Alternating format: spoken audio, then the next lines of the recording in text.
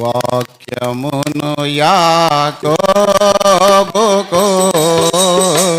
తెలియజేసిన వాడని, వాక్యమును యాకోబుకు తెలియజేసిన వాడని, ఏ జనముకి లాగునా చేసి ఉండాలేదని, ఏ జనముకి లాగునా చేసి ఉండాలేదని, దేవునికి స్తోత్రము గానము చేయుటయే మంచిది. దేవునికి స్తోత్రము గానము చేయుటయే మంచిది. 2వ అధ్యాయం 23వ వచనము. సియోను జనులారా ఉత్సహించి మీ దేవుడైన యెహోవా యందు సంతోషించుడి. తన నీతిని బట్టి ఆయన తొలకరి వర్షమును మీకు అనుగ్రహించును. వాన కురిపించి పూర్వమందు వలె తొలకరి వర్షమును కడవరి వర్షమును మీకు అనుగ్రహించును. ప్రభు ఈ వాక్య భాగమును గతంలో మీకు ఇక్కడికి వచ్చినప్పుడు మీకు ఒక ప్రార్థన మనవి చెప్పినాను, గుర్తుందా? చాలామందికి గుర్తుందని అనుకుంటున్నా. మా కుమారుని కోసం ప్రార్థన చేయమని. చేస్తున్నారా? దయచేసి చేయకపోతే దయచేసి చేయండి. మా కుమారుడు 10వ తరగతి ప్రస్తుతం పరీక్షలు రాస్తున్నారు. ఇక్కడ కూడా పరీక్షలు రాసే వాళ్ళు ఉండవచ్చు. వారి కోసం కూడా దయచేసి మానక మీ ప్రార్థనలో జ్ఞాపకం చేసుకోండి. మా అబ్బాయి పరిస్థితి ఏంటంటే చెప్పాం కదా, దాదాపు 7 స్కూళ్ళు మార్చాల్సి వచ్చిందన్నమాట. ఎల్కేజీ యూకేజీ నుండి అయితే 10 స్కూళ్ళు అవుతాయి, నర్సరీ నుండి అయితే 10 స్కూళ్ళు మారాల్సి వచ్చిందన్నమాట ట్రాన్స్ఫర్లను బట్టి.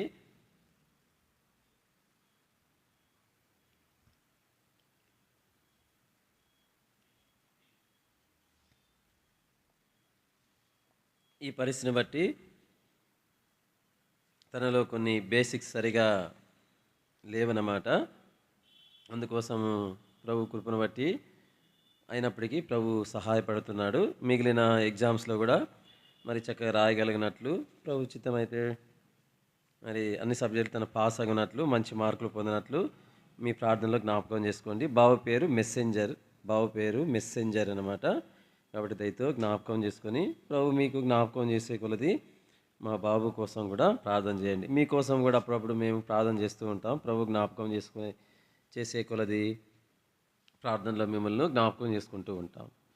సరే, మనము ఈ సమయంలో కూడా వాక్య ధ్యానం కొరకై యోవేలు గ్రంథం 2వ అధ్యాయం 23వ వచనము మొదటి భాగాన్ని మనము కలిసి చదువుకుందామండి.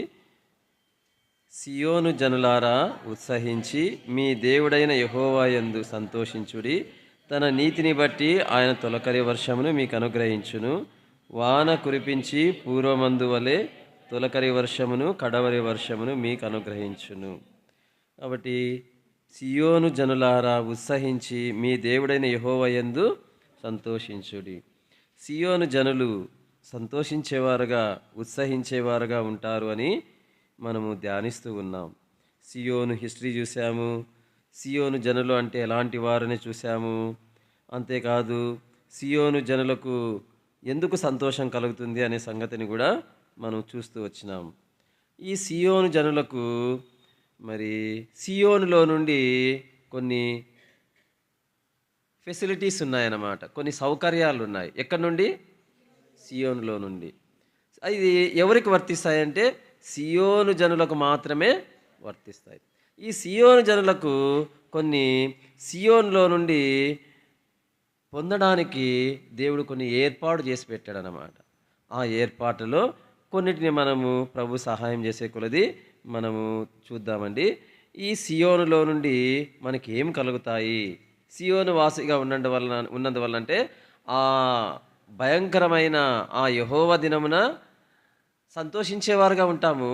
మరి ఏదో అప్పుడు ఆ దినాల్లో సంతోషించడం కోసము మాత్రమేనా అంటే ఆ దినాల్లో మాత్రమే కాదు, మనం బ్రతికి ఉండగా కూడా సియోనులో నుండి కొన్ని మేలుకరమైనవి మనం పొందుతాము, వాటిని మనం అనుభవిస్తామన్నమాట. అయితే ఇది ఎవరికంటే సియోను వాసిగా ఉన్న వారికి మాత్రమే వర్తిస్తాయి. సియోను వాసులుగా ఉన్నవారు మాత్రం వీటిని పొందగలరన్నమాట. కాబట్టి ఇక్కడ కూర్చున్నటువంటి మీరందరిలో నాలో మనమందరం కూడా సియోను వాసులంగా ఉందుముగాక. సియోనులో నుండి పొందాల్సిన మేలుకరమైన వాటిని మనము పొందుదుముగాక. ప్రభు వాటి కృపను మనకు దయచేయనుగాక. చూడండి, సియోనులో నుండి నిత్యత్వములో మాత్రమే కాదు, మరి ఈ లోకములో ఉండగా మనం ఏం పొందగలము అంటే యెషయా గ్రంథము 51వ అధ్యాయం దయచేసి 3వ వచనం ఎవరైనా చదవండి. 51:3. చూడండి, సియోను ఏం చేస్తా ఉన్నాడు? ఆదరించు. సియోను అంటే మనం గత వారం చూస్తూ వచ్చినాం కదా. సియోను అంటే క్షమించండి, గత దినాన చూస్తూ వచ్చినాం, రాత్రి సమయంలో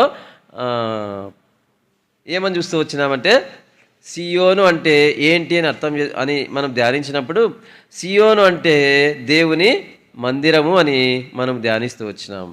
కాబట్టి సియోన్ అంటే దేవుని మందిరము అనగా దేవుని సంఘము, క్షమించండి, దేవుని సంఘం అని మనం చూస్తూ వచ్చినాం. ఆ సియోనుకు పునాది రాయి ఎవరు? యేసు ప్రభు. ఈ పునాది రాయి ఎవరు? యేసు ప్రభు. మిగిలిన రాళ్ళు ఎవరు? మనమే అని చూస్తూ వచ్చాం. అంటే మనము ప్లస్ పునాది రాయి కలిస్తేనే ఏమవుతుంది? సియోన్ అవుతుంది, సంఘం అవుతుంది లేదా సియోన్ అవుతుంది అనమాట. మరి ఈ సంఘముగా ఉన్నటువంటి మన ఎడల మనకు ఏం కలుగుతుంది అంటే, మనం ఇక్కడ చదువుతున్నాము, ఏం కలుగుతుంది అంటే ఆదరణ కలుగుతుంది అనమాట. ఏం కలుగుతుంది చెప్పండి? ఆదరణ కలుగుతుంది.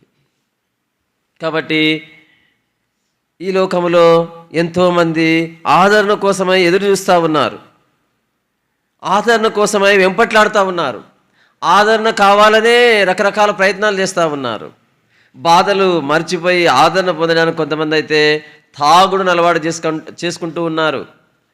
కొంతమంది తాగుడులో అట్లే కొనసాగుతున్నారు. ఎప్పుడో విడిచిపెట్టిన ఆ తాగుడు అలవాటుని మళ్ళా తిరిగి నేర్చుకుంటా ఉన్నారు. ఎందుకోసం అంటే వాళ్ళకి ఏం కావాలా? ఆదరణ కావాలని అట్లా చేస్తూ ఉన్నారు.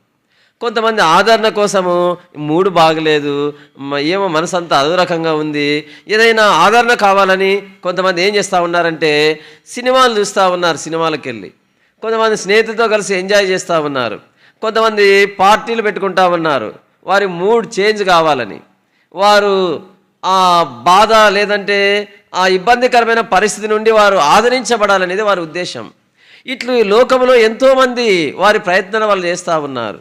అయితే వారు నిజమైన ఆదరణను పొందలేకపోతూ ఉన్నారు. ఎన్ని ప్రయత్నాలు చేసినా నిజమైన ఆదరణ పొందలేకపోతున్నారు. ప్రభుకు స్తోత్రము.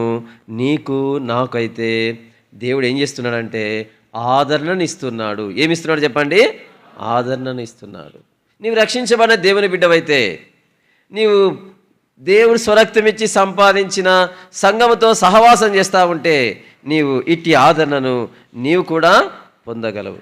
మామూలుగా లోకములో ఆదరణ అనేది ఎక్కువగా ఎవరి నుండి ఆదరణ కలుగుతుందంటే, లోకములో ఎవరి నుండి ఆదరణ కలుగుతుంది ఎక్కువగా అంటే, మామూలుగా ఫిజికల్గా ఉన్నటువంటి రిలేషన్స్లో అంటే బంధువులలో ఎవరి వలన ఎక్కువ ఆదరణ కలుగుతుంది? మనకు తల్లి వలన ఎక్కువగా ఆదరణ కలుగుతుంది. తండ్రి కూడా ఆదరించగలడు, కానీ తండ్రి కంటే ఎక్కువగా తల్లి ఆదరించగలదన్నమాట కదా. చూడండి, మనం యెషయా గ్రంథం 66వ అధ్యాయంలో చదువుతాము. 66:13.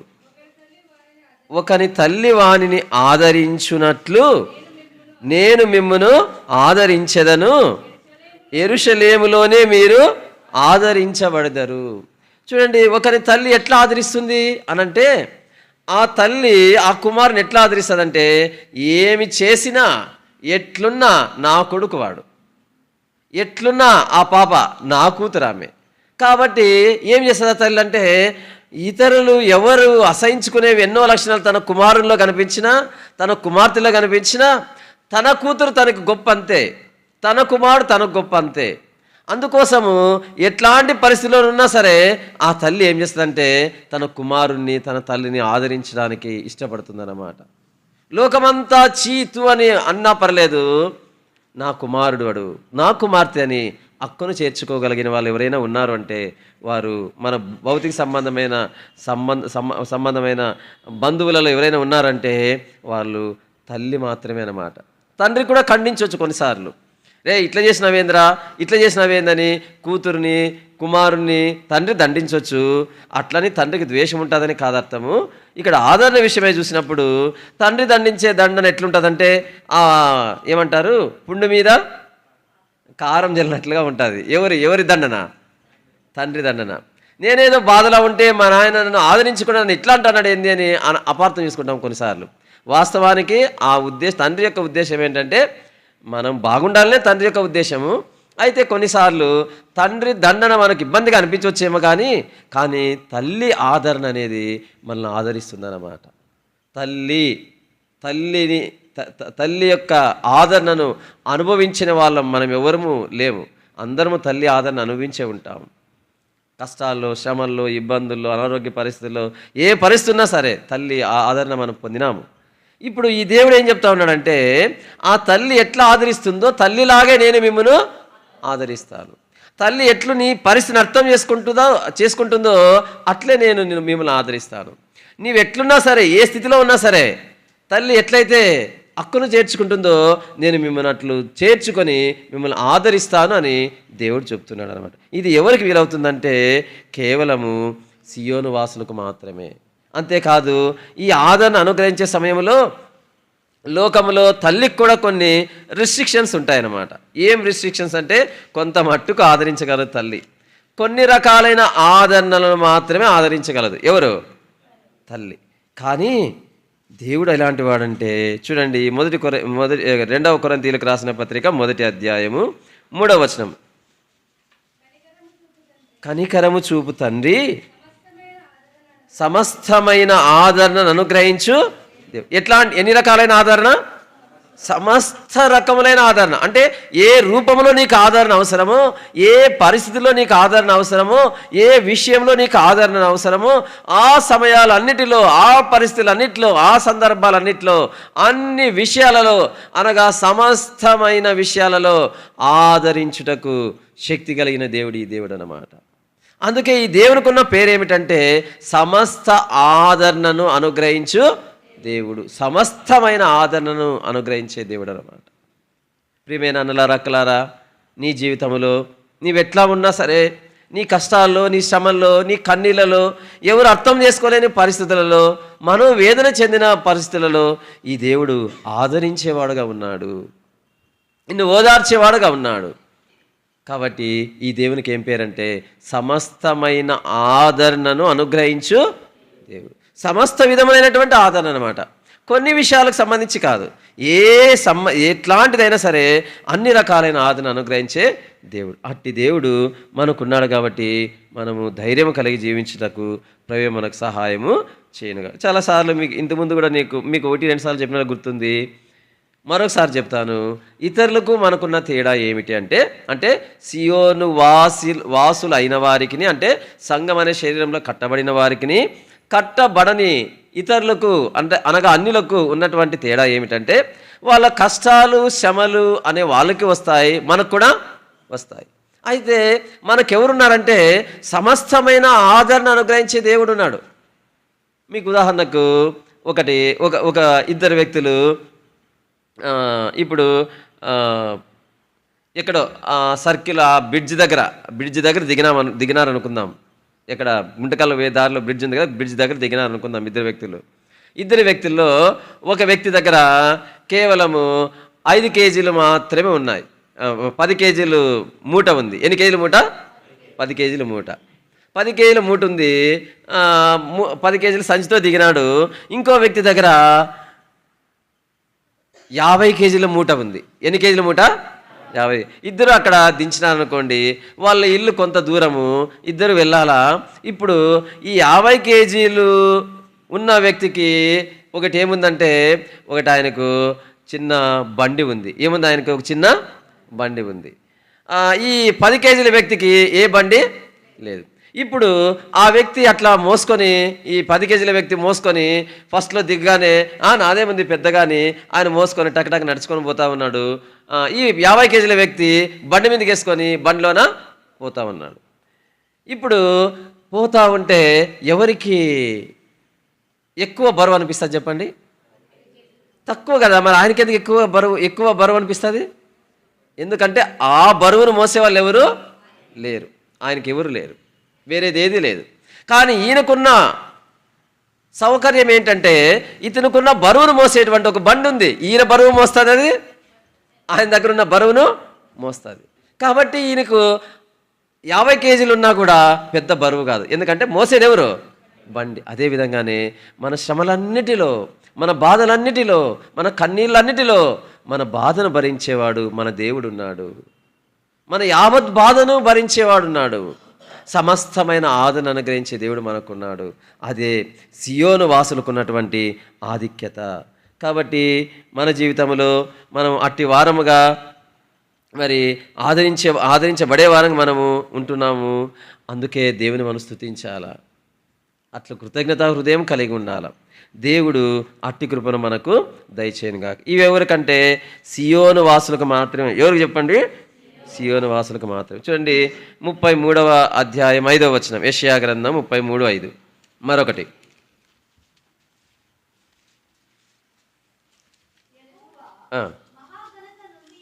మహాఘనత నొంది ఉన్నాడు. గమనించండి, న్యాయముతోనూ నీతితోనూ దేన్ని నింపుతున్నాడు? సియోన్. దేనితోనా?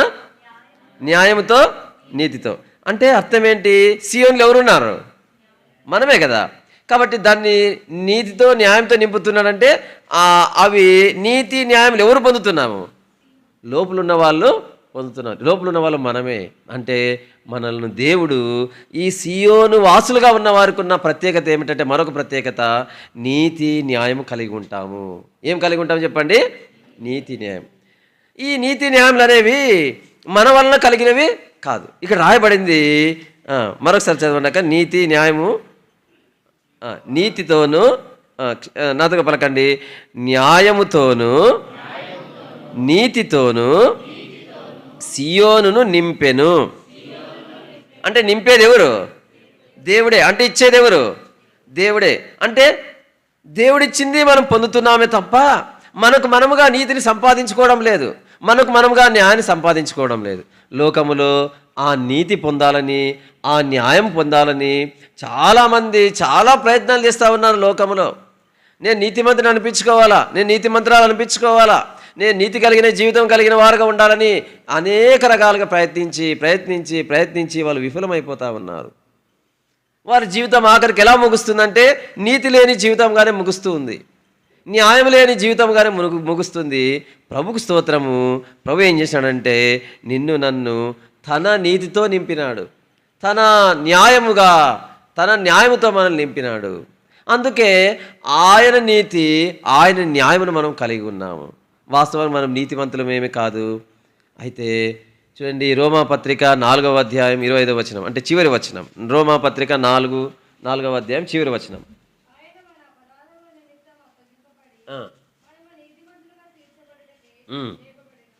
చూడండి, మనం నీతిమంతులుగా తీర్చబడటకు ఆయన లేపబడెను. ప్రభువైన యేసుక్రీస్తు ఎందుకు లేపబడ్డాడంటే మనము నీతిమంతులుగా తీర్చబడ్డానికే ప్రభువైన యేసుక్రీస్తు లేపబడుతూ వచ్చినాడు. అట్లు మనము ఏమైనామంటే నీతి లేని మనము దేవుని నీతిని పొందినాం. అదే దేవుని నింపిన నీతి. ఇంకా అట్లు చూడండి, కొరింథీయులకు రాసిన పత్రిక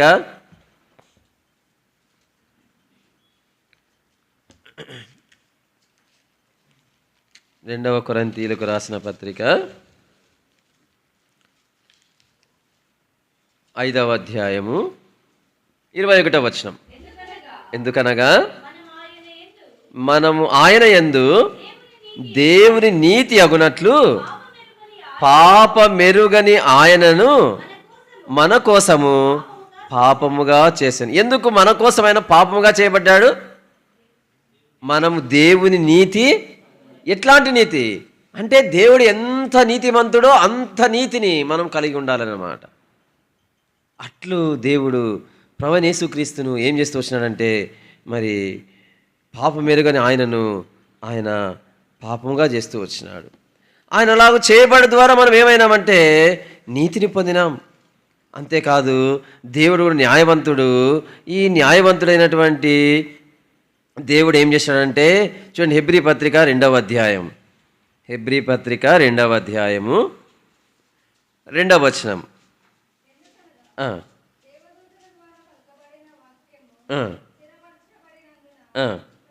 గమనించండి, ప్రతి అతిక్రమమును అవిధేయతయు న్యాయమైన ప్రతిఫలము పొంది ఉండగా ఇంత గొప్ప రక్షణను మనం నిర్లక్ష్యం చేసిన ఎడల ఎలాగూ తప్పించుకుందాం. అంటే దేని గురించి చెప్తా ఉన్నాడు? గొప్ప రక్షణ గురించి చెప్తా ఉన్నాడు. గొప్ప రక్షణ అనేది ఎట్లా కలిగిందంటే మనకు కలగడానికి కారణం ఏంటి అంటే ప్రతి అతిక్రమము. రెండవది ప్రతి అవిధేయత. అంటే మనిషి జీవితంలో అతిక్రమం అనేది ఎక్కువగా ఉంటుంది. ప్రతి మనిషి జీవితంలో క్రమం తప్పేది అది అలవాటుగా ఉంటుంది. అంతేకాదు ప్రతి మనిషి కూడా దేవునికి అవిధేయత చూపుతా ఉన్నాడు. ఆజ్ఞకు అవిధేయులుగా చూపుతా ఉన్నారు. ఆజ్ఞ అతిక్రమమే పాపం. అట్లు మనుషులందరూ కూడా అతిక్రమం చేస్తుండగా, అవిధేయత చేస్తుండగా దేవుడు ఏం చేశాడంటే, నాతో కూడా పలకండి, ప్రతి అతిక్రమమును అవిధేయతయు న్యాయమైన ప్రతిఫలము పొంది ఉండగా. ఎట్లాంటి ప్రతిఫలం అండి? ఎవరు పొందినారు? దేవుడు పొందినాడా? అతిక్రమము అవిధేయత. అంటే అతిక్రమానికి ఎంత న్యాయంగా ప్రతిఫలం ఇవ్వాలో అంత ప్రతిఫలం ఇచ్చేసినాడు. అతిక్రమానికి. అవిధేయతకి ఎంత న్యాయంగా ప్రతిఫలం ఇవ్వాలంటే అవిధేయతను మనం అగుపరిచినందుకు ఎంత శిక్ష అవసరమో అంత శిక్ష అన్నమాట. న్యాయంగా ఎంత శిక్ష రావాలో అంత శిక్ష. మనం అతిక్రమములు కలిగి జీవించినందుకు ఎంత ఎంత ఎంత శిక్ష రావాలో అంత శిక్ష, న్యాయమైన శిక్ష వాటికి ప్రభువైన యేసుక్రీస్తు ద్వారా చెల్లించబడింది. కాబట్టి మనం యేసుక్రీస్తు ప్రభునందు న్యాయము నెరవేర్చిన వాళ్ళమైనాము. మన శిక్ష అంతా యేసు ప్రభు మీదే మోపబడింది. మనం చేసిన వాటన్నిటికీ న్యాయముగా రావాల్సిన ప్రతిఫలం అంతా యేసు ప్రభు భరించినాడు. తద్వారా మనం పొందినది ఏది అన్యాయంగా పొందింది కాదు, అన్ని న్యాయమైనవే పొందినాము. రక్షణ న్యాయమైనదే పొందినాము, నీతి న్యాయమైనదే పొందినాము. మన ఆత్మీయ జీవితంలో మనం పొందుతున్న తలాంతులు, మనం పొందుతున్నటువంటి కృపావరములు, దేవుని ప్రభువు అయిన యేసుక్రీస్తుతో సహవాసం చేయడం ద్వారా పొందేవన్నీ కూడా మనం ఎట్లా పొందుతున్నామంటే న్యాయంగా పొందుతున్నాము, అన్యాయంగా మనం ఏం పొందట్లేదు. కాబట్టి మనము సియోనులో ఉండడం ద్వారా కలిగిన మరొక ప్రయోజనం ఏంటంటే నీతిని న్యాయమును నింపుతూ మనము నీతి న్యాయములు గలవారుగా దేవుడు మనల్ని చేస్తూ ఉన్నాడు. ఎందుకే ప్రభు కృతజ్ఞతలు చెల్లించాలి. ఎంతోమంది నీతిమంతులను నిరూపించుకోవడానికి, నీతిమంతులను అనిపించుకోవడానికి, నీతిగా జీవించడానికి ఎన్నో ప్రయత్నాలు చేసి ఓడిపోతూ ఉన్నారు. కొందరైతే ఆస్తులు, కొంతమంది ఈ మధ్య పేపర్లో చూస్తుంటాం, కొన్ని కోట్లాది రూపాయల ఆస్తులు దేనికో రాసేసి వాళ్ళు ఏమనుకుంటున్నారంటే నేను నీతిమంతుని అయిపోతానని అన్నట్టుగా వారన్నీ రాసేసి ఏదో భక్తి వైరాగ్యంతో ఎక్కడో హిమాలయాలకు వెళ్ళిపోయిన వాళ్ళు ఉన్నారు, ఎక్కడికో వేరే చోట్లకి ఆశ్రమాలకు వెళ్ళిపోయిన వాళ్ళు ఉన్నారు. వెళ్ళిపోయినా వాళ్ళని పాపం మాత్రం విడిచిపెట్టడం లేదు, తద్వారా నీతి కలగడం వాళ్ళకు జరగడం లేదు. ఆస్తి పోగొట్టుకున్నా నీతి కలగడం లేదు, ఆస్తి పోగొట్టుకున్నా వాళ్ళు ఏమి పొందలేని వారుగా ఉన్నారు. కారణం ఏంటి అంటే వారి జీవితంలో సొంతముగా ఏ మనిషి కూడా ప్రపంచంలో నీతిని న్యాయాన్ని పొందలేడు. ప్రభువైన యేసుక్రీస్తు ద్వారా ఉచితముగా మనకు నీతి న్యాయములతో నింపబడ్డాము. ఇందుకై ప్రభువుకు స్తోత్రములు. అంతేకాదు చూడండి, సియోను ద్వారా మనకు కలిగినటువంటి మరొక ఆశీర్వాదము 128వ కీర్తన 5వ చరణం చదవండి. 120 సియోనులోండి ఏం చేస్తాడు దేవుడు? ఆశీర్వదిస్తాడు. అనులారా అక్కలారా, దేవుని ఆశీర్వాదం ఉంది అంటే ఎక్కడైనా కానీ, ఎక్కడంటే అది సియోనులో నుండే, అనగా దేవుని ఇంటి నుండే మనం ఏం పొందుతామంటే ఆశీర్వాదాన్ని పొందేవారంగా మనం ఉంటాం. సియోనులో నుండి కాక వేరొక చోటు నుండి మనము ఆశీర్వాదాలను పొందలేము. ఈ ఆశీర్వాదం అనేది ఎక్కడ ఆరంభించబడిందంటే అపోస్తుల కార్యములు, చూడండి, అపోస్తుల కార్యములు 3వ అధ్యాయము చివరి వచనం. దేవుడు తన సేవకుని పుట్టించి మీలో ప్రతి వానిని వాని దుష్టత్వము నుండి మళ్లించుట వలన మిమ్మును ఆశీర్వదించుటకు ఆయనను మొదట మీ యొద్దకు పంపెను. ఎందుకు పంపినాడు యేసు ప్రభునంటే ఆశీర్వదించడానికి పంపినాడు. ఎట్లు ఆశీర్వాదం అంటే ప్రభువైన యేసుక్రీస్తు ద్వారా మనము దుష్టత్వం నుంచి మళ్లించబడుట అనేటువంటి దాని ద్వారా మనం ఏం పొందినామంటే ఆశీర్వాదాన్ని పొందినాం. దుష్టత్వం నుంచి మళ్లించబడుట అంటే అర్థం ఏంటంటే మారు మనసు మనము పొంది ఉన్నాం కాబట్టే మారు మనసు పొంది ఉన్నాం కాబట్టే మనము దుష్టత్వం నుండి మళ్లించబడిన వాళ్ళమైనా, తద్వారా ఆశీర్వాదం. అటు ఆరంభించబడిన ఆశీర్వాదము ఎన్ని రకాల ఆశీర్వాదములు అంటే మనము ఎఫెసీ పత్రిక 1వ అధ్యాయం 3వ వచనంలో చదవండి. ఎఫెసీ పత్రిక 1:3.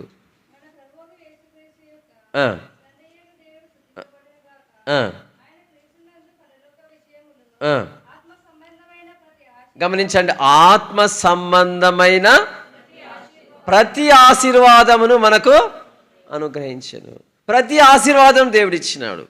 అట్లు మారు మనసు ద్వారా ఆరంభించబడిన ఆ ఆశీర్వాదము ఎఫెసీ పత్రిక 1వ అధ్యాయంలో అన్ని రకాలైన ఆశీర్వాదాలు, పాపక్షమాపణ, దేవుని పిల్లలగుట, స్వాస్థ్యం పొందుట, ఇట్లా అనేక రకాలైనటువంటి ఆశీర్వాదాలు అక్కడ ఉన్నాయి. ఆ ఆశీర్వాదాలన్నీ కూడా మనం పొంది ఉన్నాము. అంతేకాదు దేవుని ఇంట్లో ఉండగా దేవుని పని చేస్తూ ఉంటాం. చేపలు వేస్తూ ఉంటారు, కొంతమంది చెత్త ఊడుస్తూ ఉంటారు, కొంతమంది ఇంకా ఆయా పరిచర్లు కలిగి ఉంటారు. అది చిన్నది కావచ్చు, పెద్దది కావచ్చు, అది కనబడేది కావచ్చు, కనబడకుండా మరొకైంది కావచ్చు, ఏదైనా కావచ్చు. పరిచర్లన్నిటికి కూడా తగిన ఫలమును అనగా ఆశీర్వాదాన్ని మనం పొందే వారంగా ఉంటాము. అందుకే ఒక పాటలో ఉందన్నమాట, మిమ్మును నింపే మేలులతోడ అవియే పరలోక దీవెనలు అనే పాటలో ఒక చరణం ఉందన్నమాట. మొదటి చరణం ఏం చరణం అంటే,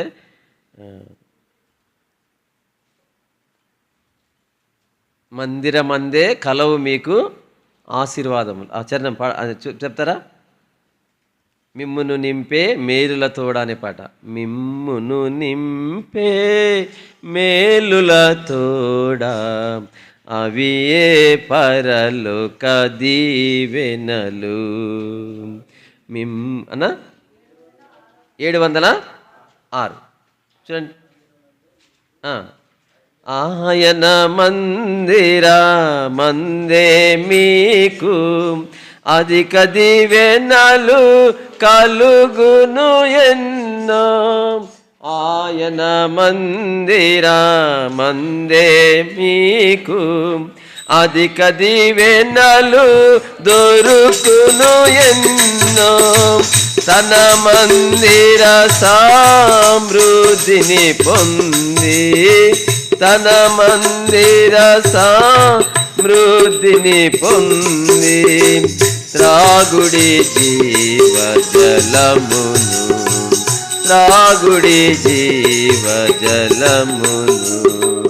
మిమ్మును నింపే మేలుల తోడ అవి ఏ పరలోక దీవెనలు. అంటే మన అంశం ఏంటంటే, ఆ దీవెనలు ఆశీర్వాదాలు ఎక్కడున్నాయంటే దేవుని ఇంట్లోనే ఉన్నాయి. దేవుని ఇంటికి వెలుపట నువ్వు ఎంత ప్రయాసపడినా ఈ ఆశీర్వాదాలు పొందలేవు. ఎంత నీవు చెమటోడ్చినా ఈ దీవెనలు, ఈ ఆశీర్వాదాలు పొందలేవు. దేవుని మందిరంలోనే దేవుడు మనకు ఆశీర్వాదాలు ఇచ్చినాడు. కాబట్టి సియోను వాసులు కలిగేటువంటి 3వ ప్రయోజనకరమైనది, మేలుకరమైనది ఏమిటంటే దేవుని మందిరంలో ఆశీర్వాదములు. సియోనులో నుండి మనకు ఏం కలుగుతాయంటే ఆశీర్వాదములు కలిగేవిగా ఉంటాయి. అంతేకాదు చూడండి, కీర్తనలు 20వ కీర్తన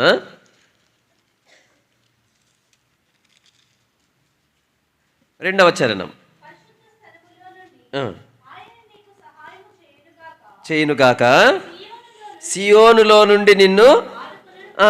మరొక ఆశీర్వాదం ఏంటంటే సియోనులో నుండి దేవుడు నిన్ను ఆదుకుంటాడు. ఏ కష్టం వచ్చినా, ఏ శ్రమ వచ్చినా, ఏ పోరాటం వచ్చినా, ఏ బాధ కలిగినా, ఏ విపత్కార పరిస్థితికి వచ్చినా సియోనులో నుండి దేవుడు నిన్ను ఆదుకునేవాడుగా ఉంటాడు. అనగా సంఘములో నుండి నిన్ను దేవుడు ఆదుకునేవాడుగా ఉంటాడు. నీ కోసం ప్రార్థన చేసేవాళ్ళు ఉంటారు, నీకోసము దేవుని వాక్యంతో నేను ఆదరించి బలపరిచే వాళ్ళు ఉంటారు, నేను ధైర్యపరిచే వాళ్ళు ఉంటారు. అలాగున దేవుడు అనేక పరిస్థితులలో, అన్ని ప్రతికూల పరిస్థితుల్లో కూడా ఈ దేవుడు ఆదుకునేవాడుగా ఉంటాడు. అది సియోన్లో నుండి మనకు కలిగేటువంటి మరొక మేలుకరమైనది అన్నమాట. అంతేకాదు ఇట్లాంటివి చెబుతూ పోతే చాలా ఉన్నాయి. మరొకటి ఉందన్నమాట. ఏమిటంటే ఇది మనకందరికి ఇష్టం ఉండదు. సియోనులో నుండి ఇట్లా మేలుకరమైనవి చెబుతూ పోతే చాలా ఉన్నాయి. వాటిలో అన్నీ అబ్బా ఇన్ని ఆశీర్వాదాలు ఉన్నాయా, ఇన్ని మేలులు ఉన్నాయా అని అనిపిస్తుంది. మంచిదే, సంతోషము. వాటిలో మరొక ఆశీర్వాదం ఉంది, అది కూడా మేలుకరమైనదే. అది మనకు ఇష్టపడం కానీ అయితే అది కూడా మేలుకరమైనది. ఏమిటంటే యెషయా గ్రంథము 3వ అధ్యాయం. యెషయా గ్రంథం 3వ అధ్యాయం దయచేసి 17వ వచనం అండి. 17వ వచనం గమనించండి. సియోను కుమార్తెల నడినెత్తిని బోడి చేయును,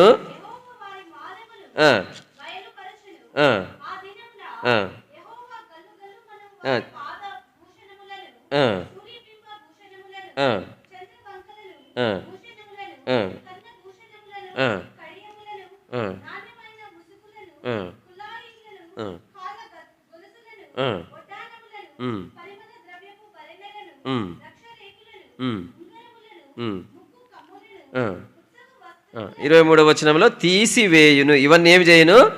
తీసివేయును. అంటే ఇక్కడ నాతో పలకండి, ప్రభు సియోను కుమార్తెల నడినెత్తి బోడి చేయును. అంటే ఇదేమి సూచిస్తుంది అంటే సియోనులో ఉన్న దేవుడే సియోను కుమార్తె, అంటే సియోను ప్రజలు, ఆ సియోను ప్రజలను దేవుడు శిక్షించేవాడుగా ఉంటాడు. ఏం చేసేవాడుగా ఉంటాడండి? శిక్షించేవాడుగా ఉంటాడు. అంటే ఎందుకు శిక్షిస్తాడు? ఆయన ఏమన్నా మామూలుగా లోకంలో ఊరికే శిక్షించుట అనేది ఒక అలవాటుగా ఉంటుంది కొందరికి. ఎప్పుడు ఫైరే వాళ్ళు, ఎప్పుడు మండుతానే ఉంటారు వాళ్ళు. ఏమి ఈ అని అట్లా అరిసేవాళ్ళు కొంతమంది ఉంటారన్నమాట. అట్లాంటివి రాడో కాదు మన దేవుడు. ఆదరించేవాడు, ఆశీర్వదించేవాడు, ఆదుకునేవాడు, నీతి న్యాయములు అనుగ్రహించేవాడు. ఇవన్నిటితో పాటు మరొక ఆశీర్వాదం ఏంటంటే, మరొక మేలుకరమైనది ఏంటంటే తప్పు చేసినప్పుడు దేవుడు శిక్షించేవాడుగా ఉంటాడు. ఎందుకు? వీళ్ళు చేసినటువంటి తప్పు ఏమిటి అని అంటే 8వ వచనం చదవండి. 8వ వచనం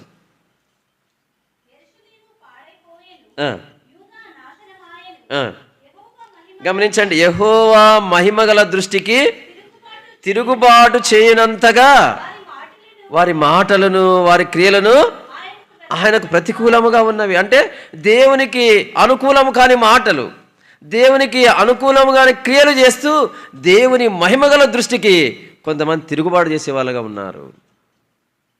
దేవుని పిల్లలే అలాగ చేసినప్పుడు దేవుడు ఏం చేస్తూ వచ్చినాడంటే వాళ్ళని శిక్షిస్తూ వచ్చినాడు.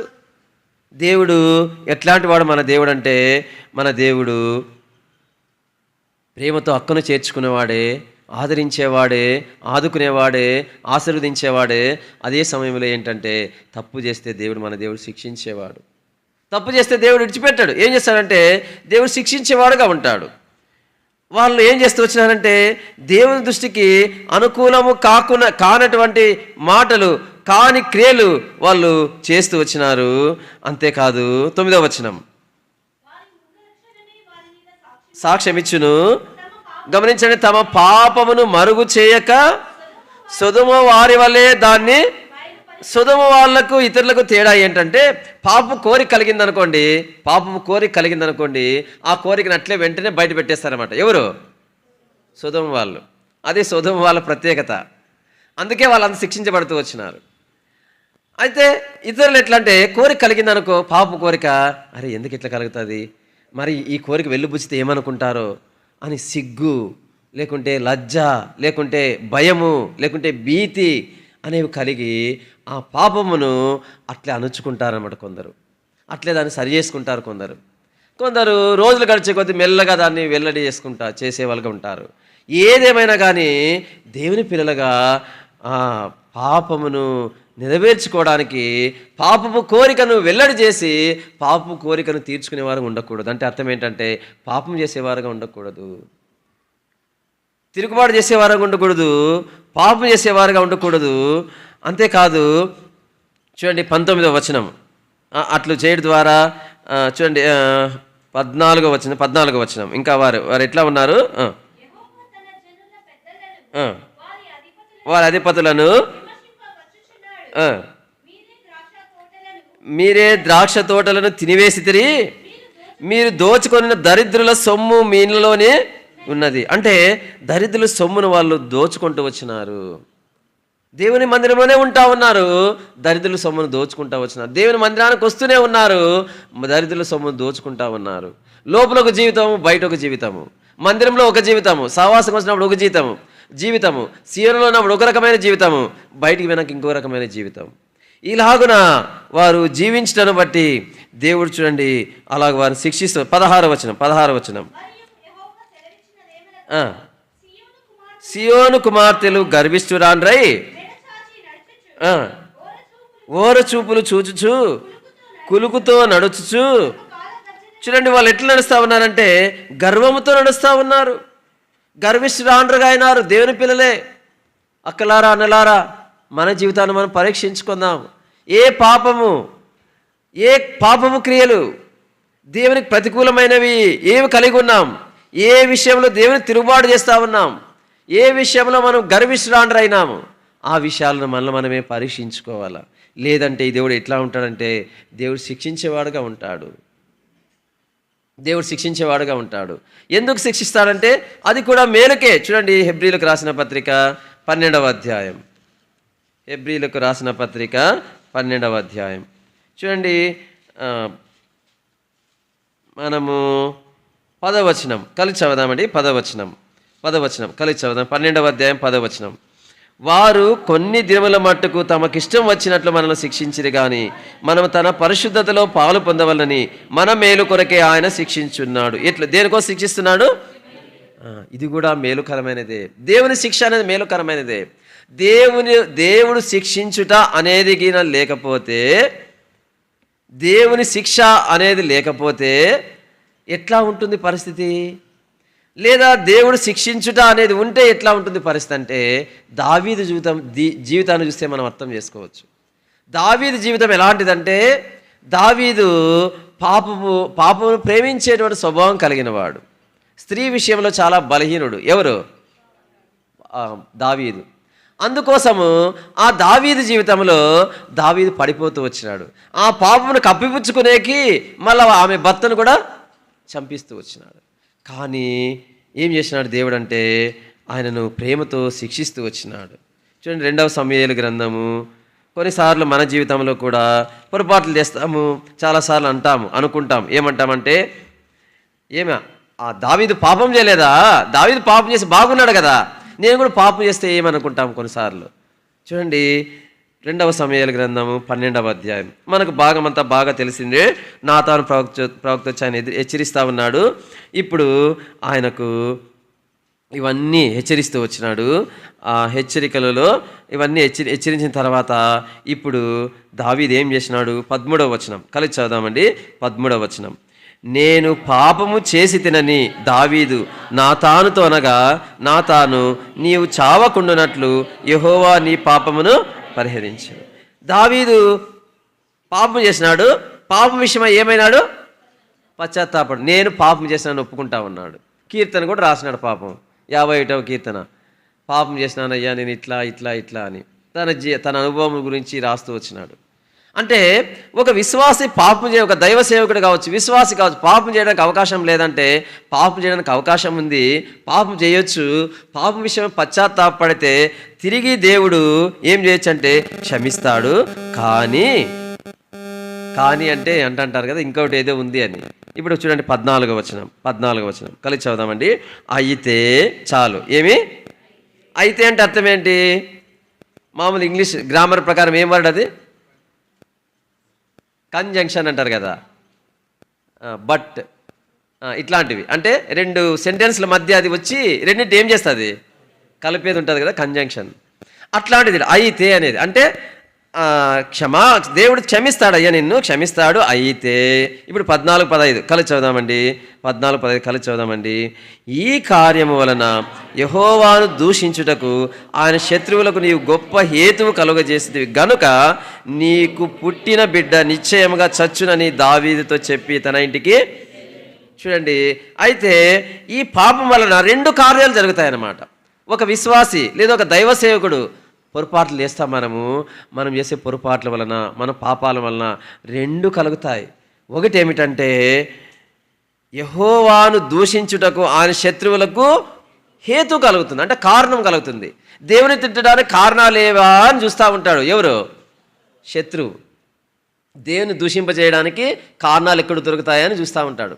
చిన్న పొరపాటు జరిగితే చాలు వాడు వాళ్ళని మనుషులు రెచ్చికొట్టి ఏం చేస్తాడంటే ఆమె చర్చికి పోతుంది, ఇట్లా చేస్తుంది, ఆమె దేవుని నమ్ముకుంది, ఆమె ఇట్లా చేస్తుంది అంటారు. అంటే వాళ్ళు నమ్మిన వాళ్ళు డాష్, వాళ్ళు నమ్మిన వాళ్ళు,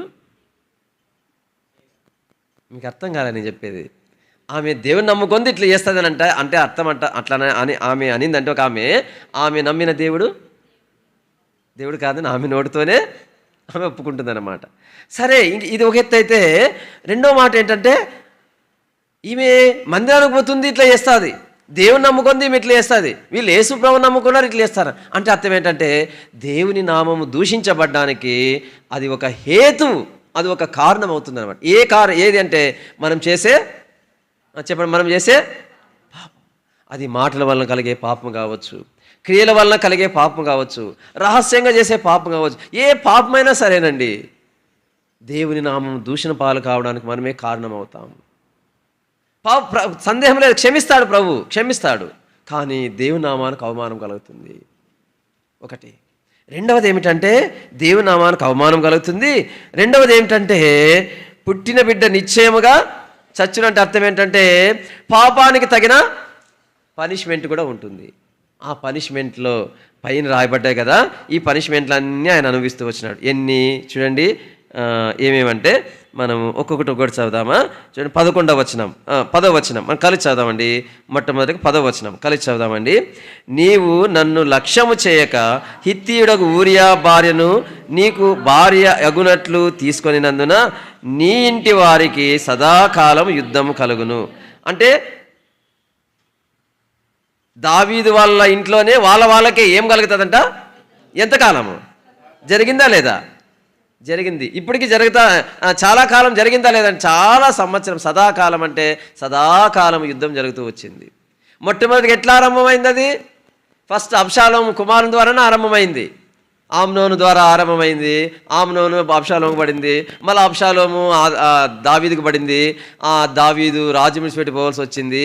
ఇది ఒక రకమైన ఎత్తు అయితే, తన సంతతి తర్వాత వాళ్ళంతా ఇశ్రాయేలీలు వాళ్ళందరూ ఒకే సంతతి వారే.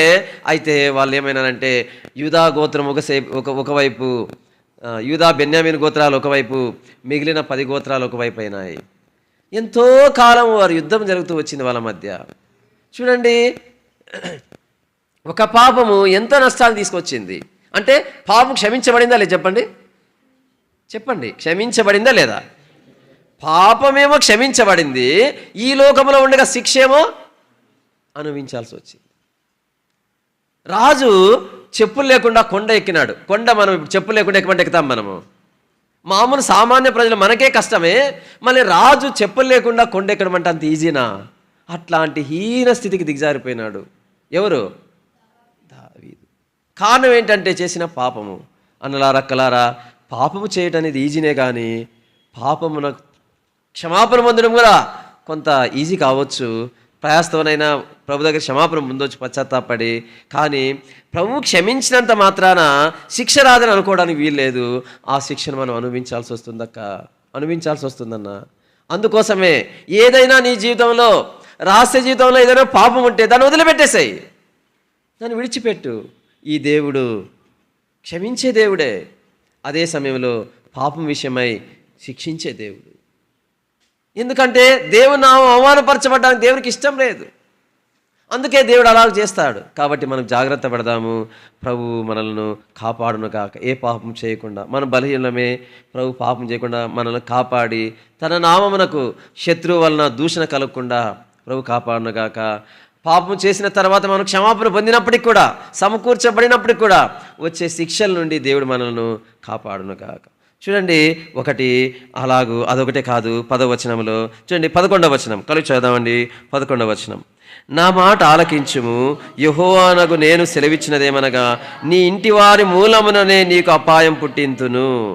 చూడండి, రెండవది ఏంది? నీ ఇంటి వారి మూలముగా నీకేమవుతుంది? ఇంట్లో వాళ్ళకే అపాయం చేస్తారా? డేంజర్గా తయారవుతారా వాళ్ళు అంటే? అవును. ఎందుకు? దావీదు యొక్క పాపమును బట్టి తన ఇంట్లో వాళ్ళే, ఎవరు కాదు, తన కొడుకే తనకు డేంజర్గా తయారైపోయినాడు. అబ్షాలోం ఎవరు కాదు రాజకీయం చేసిన, తన కొడుకే రాజకీయం చేసినాడు. యెరూషలేముకి వచ్చే వాళ్ళతో షేక్ హ్యాండ్ తీసుకొని, నీదే న్యాయము, నువ్వు చెప్పిందే న్యాయము, ఏం చెప్తావు? వాడు రాజు ఉన్నాడే, ఆ రాజు ఎవరు? దావీదు. సరిగ్గా న్యాయం తీర్చడు. ఏం చేస్తావు? నాలాంటి రాజు అయింటే ఈ పాటికి నీకు ఎంతో బాగా న్యాయం తీరుతున్నావు. అవతలోనికి ఇదే మాట, యువతలోనికి అదే మాటే.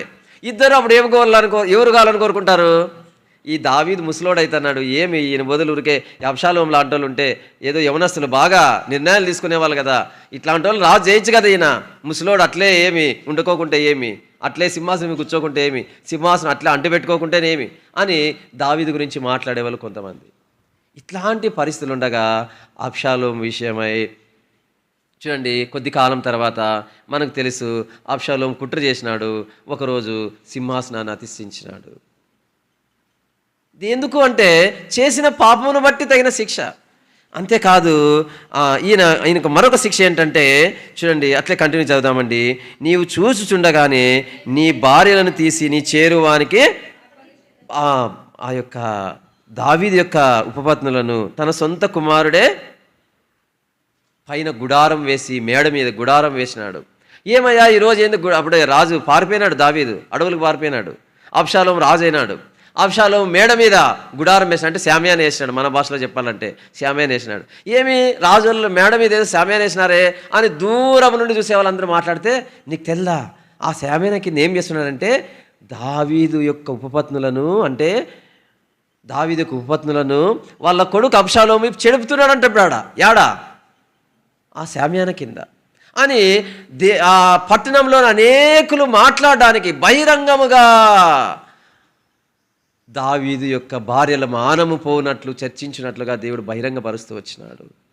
కారణం ఏంటి అంటే, పాపంలో క్షమాపణ పొందలేదంటే పాపం క్షమించబడింది, మరి భూమి మీద ఉండగా శిక్ష మాత్రం తప్పించుకోలేదు. అందుకే ప్రియమైన అన్నలారా, అక్కలారా, మన జీవితంలో జాగ్రత్త పడదాము. పాపం అనేది చేయడం ఈజీ, క్షమాపణ పొందడం కొంచెం కష్టం కావచ్చు, క్షమాపణ పొందొచ్చు. అయితే చేసిన పాపమునకు ప్రతిఫలముగా భూమి మీద పొందాల్సిన ఆ ఫలితం అనేది చాలా ఘోరంగా ఉంటుంది. విశ్వాసులైనంత మాత్రం తప్పించుకోలేం, సియోను వాసులైనంత మాత్రం తప్పించుకోలేం. అందుకోసమే అసలు ఆ పాపం చేయకుండా జాగ్రత్త పడితే మనము, మన కుటుంబాలు క్షేమముగా ఉంటాయి. అట్టి కృపను దేవుడు మనకు దయచేయను కాక. అయితే ఇక్కడ మరొకటి ఉంది. దేవుడు మనల్ని శిక్షించడానికి కొందరు వాడుకుంటాడు. వాడుకున్న తర్వాత ఏం చేస్తాడంటే మనల్ని శిక్షించిన వాళ్ళని మళ్ళీ ఆయన శిక్షిస్తాడు. చూడండి, యెషయా గ్రంథం 10వ అధ్యాయం, యెషయా గ్రంథం 10వ అధ్యాయము 12వ వచనం మొదటి చదవండి. 12వ వచనం 10, 12.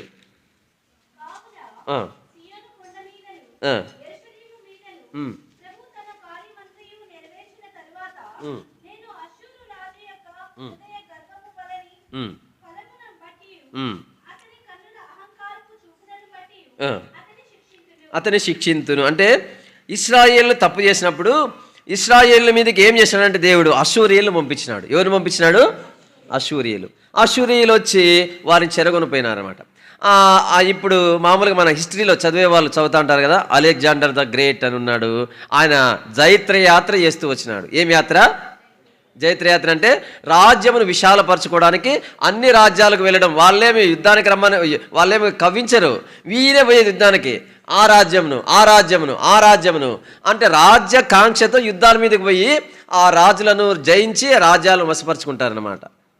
వాళ్ళని సామంతులుగా చేసుకుంటారు, లేదా తమ రాజ్యంలో కలుపుకుంటారు.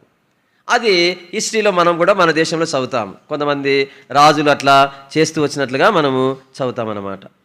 సరే, అట్లాంటి జైత్రయాత్ర అశూరీయులు చేసినారన్నమాట. రాజ్యాకాంక్షతో అనేక రాజులను జయిస్తూ పోతున్నారు. వాళ్ళను దేవుడు రేపి తిరుగులేని విజయాలను వాళ్ళకి ఇస్తూ అశూరీయులకు ఇశ్రాయేలు మీదకి వచ్చేటట్లు చేసినాడు దేవుడు. ఇశ్రాయేలుల మీదకి వస్తే ఇశ్రాయేలులో ఓడిపోతూ వచ్చినారు. ఎందుకంటే ఇశ్రాయేలీల పాపమును బట్టి ఇశ్రాయేలు అప్పుడు చెరగొని పోయినారు. అంటే ఇశ్రాయేలు రాజ్యంలో ఉన్న ఇశ్రాయేలీలు, యూదా రాజ్యం వల్ల కాదు. ఎవరు? రాజ్యములు 2 రాజ్యములు అయినాయి కదా. ఒకటి యూదా రాజ్యం, రెండవది ఇశ్రాయేల్ రాజ్యం. బెన్యామీను గోత్రము యూదా గోత్రము కలిసి ఏ రాజ్యము? యూదా రాజ్యము. మిగిలిన 10 గోత్రాలు కలిసి ఇశ్రాయేల్ రాజ్యం. ఈ ఇశ్రాయేలు రాజ్యం మీదకి వాళ్ళు వెళ్ళి ఇశ్రాయేల్ రాజులను ఓడించి మొత్తం 10 గోత్రాల వారిని చెరగొని పోయినారు వాళ్ళు. 2వ రాజుల గ్రంథం మనం చదువుతాము. చెరగొని పోయిన తర్వాత చరిత్ర చెబుతుంది, వాళ్ళు తిరిగి వచ్చినట్లుగా ఇప్పటికీ చరిత్ర చెప్పదు. ఇప్పటికీ చరిత్రలో లేదు. ఎవరు? ఇశ్రాయేలు చెరలోకి పోయిన తర్వాత తిరిగి వచ్చినట్లుగా. కానీ చరిత్రలో రాయబడలేదు. కానీ ఇప్పుడు మనం కొన్ని రకాలైన, అంటే ఇప్పుడున్నటువంటి వారిని బట్టి మనము కొన్ని చూస్తే గిన ఆ గోత్రాల వారిలో కొంతమంది ఆ ఇజ్రాయెల్ దేశంలో ఇప్పుడు సమకూర్చబడుతున్నారు. చెప్పాలంటే నెహెమ్యా గారి కాలంలో కొన్ని గోత్రాల వాళ్ళు వచ్చినారు, కొంత శేషం వచ్చినారు. మిగిలిన గోత్రాల వాళ్ళు చాలామంది రాలేకపోతూ వచ్చినారు. అయితే ప్రస్తుతం అన్ని గోత్రాల వాళ్ళు సమకూర్చబడుతున్నారు. అంటే నా అంశం ఏంటంటే, వారి పాపమును బట్టి దేవుడు అశ్షూరు రాజును పంపించి వాళ్ళని శిక్షించినాడు. ఇప్పుడు అశ్షూరు రాజుకి ఏమొచ్చిందంటే గర్వం వచ్చింది. ఏమంటే, నేను ఇన్ని రాజ్యాలు జయించినాను కదా, ఇశ్రాయేల్ రాజ్యాన్ని కూడా నేను జయించినాను కదా. అట్లే యూదా రాజ్యం మీదకి పోయినాడు. యూదా రాజ్యం మీద అప్పుడు ఎవరు రాజు ఉన్నారు? హిజ్కియా రాజు. ఎవరు రాజు చెప్పండి? హిజ్కియా రాజు. అప్పుడు హిజ్కియా రాజు మాత్రం దేవుని ఆశ్రయించినాడు. కాబట్టి అశ్షూరు రాజు అందరిని పెద్ద పెద్ద రాజులను జయించినాడు, కానీ యూదా రాజ్యాన్ని జయించలేకపోయినాడు. ఎవరు? అశ్షూరు రాజు. ఎవరు చెప్పండి?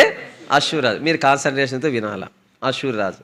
ఇప్పుడు అశ్షూరు రాజు అట్లా అయిపోతుంది. ఇప్పుడు అశ్షూరు రాజు అది జరగకముందు ఏమైందంటే గర్వంతో నింపబడ్డాడు, విపరీతమైన గర్వంతో. ఆ గర్వంతో నింపబడిన మాటలే మనము హిజ్కియాతో మాట్లాడిన మాటలు అన్నమాట. అశ్షూరు రాజు యొక్క సైన్యాధికారి మాట్లాడిన మాటలు, సన్హెరీబ్ మాట్లాడిన మాటలు. రాజు గర్వంతో నింపబడ్డాడు, అతని సైనికుడు కూడా గర్వంతో నింపబడ్డాడు. ఎంత గర్వంతో కూడిన మాటలు అంటే అట్లాంటి గర్వపు మాటలు మాట్లాడుతూ వచ్చినాడు. దేవుని మీద రంకెలేస్తూ మాట్లాడుతూ వచ్చినాడు. అయితే దేవుడు అశ్షూరు రాజును ఓడిస్తూ వచ్చినాడు. అంటే విషయం ఏంటంటే, దేవుడు అట్లు మనల్ని శిక్షించేవాడు మాత్రమే కాదు, మనలను శిక్షించిన వారిని కూడా దేవుడు ఏం చేస్తాడు? శిక్షిస్తాడు. చూడండి, త్వరగా చదవండి. వాళ్ళని ఎట్లా శిక్షిస్తాడంటే 5వ వచనం, 5వ వచనం నుంచి 5వ వచనం, ఒక్కొక్క వచనం చదవండి. అందరూ చదవచ్చే వాళ్ళందరూ కూడా ఒకటి చదవండి. 5వ వచనం. అశ్షూరీయులకు శ్రమ, వారు నా కోపమునకు సాధనమైన దండము, నా దుడ్డు కర్ర, నా ఉగ్రత వారి చేతిలో ఉన్నది. దేవుడు వారి చేతిలో దేవుని ఉగ్రతను పెట్టి వాళ్ళ ద్వారా దేవుడు శిక్షిస్తూ వచ్చినాడు. ఇట్లు దేవుడు ఏం చేసినాడంటే 7వ వచనం, అలాగనుకొనడు, నాశనము చేయవలనని, చాలా జనములను నిర్మూలము చేయవలనని అతని ఆలోచన. అంటే ఈ అశ్షూరు రాజు యొక్క ఆలోచన ఏమంటే ఇంకా ఎక్కువ నాశనం చేయాలని అతని ఆలోచన అన్నమాట. దేవుడు కొంత పరిమాణం ఒప్పగిస్తే ఇంకా ఎక్కువ నాశనం చేయాలనుకున్నాడు. 13వ వచనం. ఇంకొకరు చదవచ్చేవాళ్ళు. నేను వివేకిని, నా బాహుబలము చేతను, నా బుద్ధి చేతను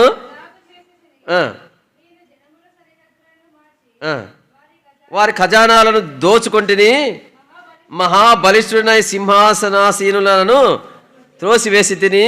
ఇట్లు ఆయన అనుకుంటూ ఇట్లా గర్వించినప్పుడు దేవుడు ఏం చేశాడంటే అతన్ని దేవుడు శిక్షిస్తూ వచ్చినాడు. చూడండి 16వ వచనం. ఇంకొకరు చదవని వాళ్ళు, ఇంకా ఇప్పటి వరకు చదవని వాళ్ళు, చదవచ్చేవాళ్ళు చదవండి. బలిసిన అశ్షూరీయుల మీదకి క్షయరోగము పంపును, వారి కింద అగ్ని జ్వాలలు గల కరవి కట్టే రాజును. చూడండి, ఇట్లు దేవుడు వారిని శిక్షిస్తూ వచ్చినాడు అన్నమాట. సరే, మనం ఇంకా పోతే అంటే దేవుడు ఎట్లాంటి వాడంటే, దేవుని మనసు ఎట్లాంటిది అంటే, దేవుడు బాగా అర్థం చేసుకోండి, తప్పు చేస్తే దేవుడు ఏం చేస్తాడు? శిక్షిస్తాడు. అదే సమయంలో మనల్ని శిక్షించిన వాళ్ళు గర్విస్తే వాళ్ళను కూడా దేవుడు విడిచిపెట్టాడు. ఈ రెండు బాగా అర్థం చేసుకోండి. దీని అంతా సారాంశం ఏంటంటే, దేవుడు మనం తప్పు చేస్తే ఏం చేస్తాడు? శిక్షిస్తాడు. అదే సమయంలో మనల్ని శిక్షించడానికి ఎవరు దేవుడు వాడుకొని ఉంటాడో వాళ్ళను కూడా దేవుడు విడిచిపెట్టాడు. వాళ్ళు అన్నలే కదా, దేవుడు వాళ్ళని కూడా శిక్షిస్తాడు ఏదో విధంగా. ఏ రూపంలో శిక్షిస్తాడో తెలియదు, ఆ విధంగా దేవుడు అంటే అట్లాంటి భద్రత దేవుడు మనకు అనుగ్రహించి ఉన్నాడు. ఇప్పుడు మనము దేవుని పిల్లలుగా మనకు ఒక బాధ్యత కూడా ఉందన్నమాట. సియోను వాసులకి ఒక బాధ్యత ఉంది. ఏమిటి అంటే చూడండి, యెషయా గ్రంథము 40వ అధ్యాయము 9వ వచనం, 49 చదవండి. కొంచెం గట్టిగా చదవక. సియోను సువార్త ప్రకటించుచున్నదానా,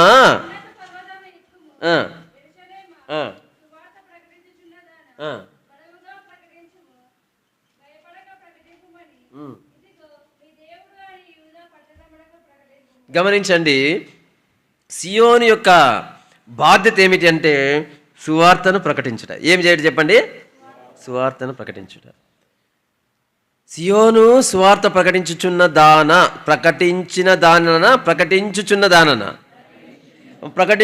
అంటే అది పాస్ట్ టెన్సా, ప్రజెంట్ టెన్సా, ఫ్యూచర్ టెన్సా? ప్రజెంట్ టెన్స్లో ఇంకా ప్రజెంట్ కంటిన్యూయస్ టెన్స్ కదా. ప్రకటించుచున్న అంటే ప్రస్తుతం ఇంకా చేస్తూ ఉన్నదానా అని అంటే అర్థం ఏంటంటే, దేవుని ప్రజలముగా మనము సువార్త ప్రకటించాల్సిన బాధ్యత మనం కలిగి ఉన్నాము. సువార్త ప్రకటించడం మన బాధ్యత. మరి ఇప్పుడు చూస్తే చాలా ద్వారములు మూయబడిన పరిస్థితిలో ఉన్నాము. ఎక్కడ సువార్తకు పోయినా వ్యతిరేకతను ఎదుర్కొంటా ఉన్నాము. ఎవరికైనా సువార్త పంచుకోవాలంటే కష్టము. ఇంతకుముందు బస్సుల్లో కరపత్రాలు ఇచ్చేవాళ్ళము, ఇప్పుడు కరపత్రాలు ఇస్తే కొట్లాడుకొస్తారు. కరపత్రాలు ఇవ్వడానికి కూడా కష్టమే. ఇండ్ల దగ్గరికి వెళ్ళి సువార్త చేసేవాళ్ళం, వీధుల్లోకి వెళ్ళి సువార్త చేసేవాళ్ళం. ఇప్పుడు పోతే ఆఫ్ చేయి, నీకు పర్మిషన్ ఉందా అని అడిగి మనల్ని మూసేస్తూ ఉన్నారు, వెనుక పంపుతున్నారు, లేదా కేసులు పెట్టిస్తున్నారు. ప్రభుత్వాలు కూడా పరోక్షంగా అట్లాంటి వాళ్ళు హెల్ప్ చేస్తున్నట్లుగా మనము చూస్తూ ఉన్నాము. ఏదేమైనా కానీ అయితే పరిస్థితి ఏంటంటే, సువార్త ప్రకటించడం కష్టమే.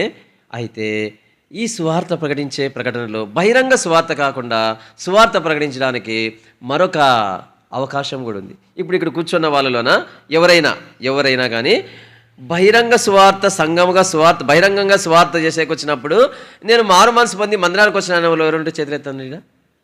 నేను చెప్పింది అర్థమవుతుందా? నేను అడిగే ప్రశ్న, అన్న తమ్ముడా చేయి తీసేనా, నీకు కావాలంటే కట్టి తీసుకొచ్చి ఇస్తాము, ఏం కాదు, దయచేసి విందైనా, లేకుంటే నిద్ర వస్తుంది, నాకైనా సరే నిద్ర వస్తుంది. గమనించండి, బహిరంగ సువార్తకి వెళ్ళినప్పుడు, బహిరంగ సువార్తలో మేము యేసుప్రభు నమ్ముకొని చర్చికి వచ్చినాం అనే వాళ్ళు ఉంటే చేతులు ఎత్తండి. ఎవరైనా ఉన్నారు అట్లాంటి వాళ్ళు? చాలా తక్కువ ఉంటారు. బహిరంగ సువార్తకి వెళ్ళినప్పుడు, బహిరంగ సువార్తలో యేసుప్రభు నమ్ముకొని చర్చికి వచ్చిన వాళ్ళు చాలా తక్కువ ఉంటారు. ఎక్కువ మంది ఎట్లా వచ్చిన వాళ్ళము? మనకు పరిచయం ఉన్న వ్యక్తులు, సువార్త చెప్పుడు ద్వారా వచ్చిన వాళ్ళు, అవునా కాదా? ఎక్కువ మంది మన బంధువులు, స్నేహితులు, మన కొలీగ్స్, మన పై అధికారులు, మనకు పరిచయం ఉన్నోళ్ళు ఎవరో, వాళ్ళ కరపత్రం మీకున్నా వాళ్ళు చెప్పిన మంచి ఏవో మాటలు, కొన్ని సువార్త మాటలు, వాటి ద్వారా మనం రక్షణ పొందినాం ఈరోజు కదా.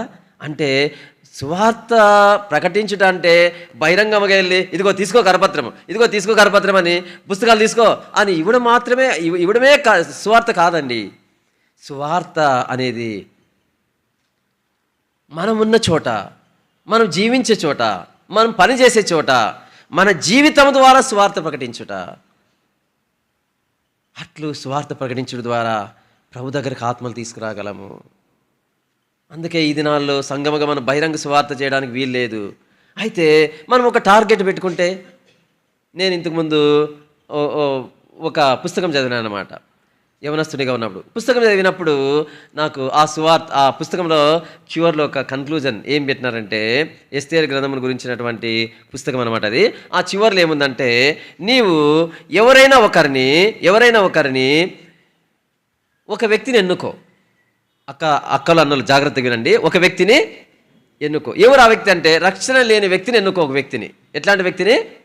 రక్షణ లేని వ్యక్తిని, ఒక వ్యక్తిని ఎన్నుకొని ఆ వ్యక్తి కోసమే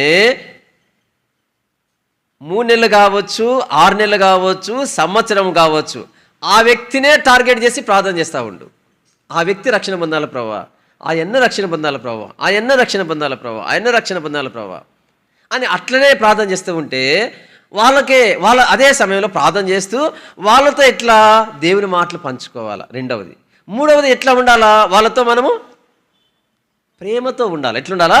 ప్రేమ. ఈ 3 చేయాలా. ఒకటి ప్రార్థన చేయాలా, రెండవది చెప్పండి, రెండవది ఏం చేయాలన్నా? స్వార్థ చెప్పాలా, రెండవది విడిచిపెట్టద్దు, మూడవది ఏం చెప్పాలా? ప్రేమ. ఈ 3 కంటిన్యూస్గా చేయాలి ఒక వ్యక్తి ఏడాల. చేస్తూ ఉంటే ప్రభు కృపను బట్టి మనం చెప్పొచ్చు, ఆ తర్వాత చెప్పగలము. ఖచ్చితంగా ఆ వ్యక్తిని కొన్ని నెలలకు లేదా కొన్ని సంవత్సరాలకైనా ప్రభు దగ్గర తీసుకురాగలం.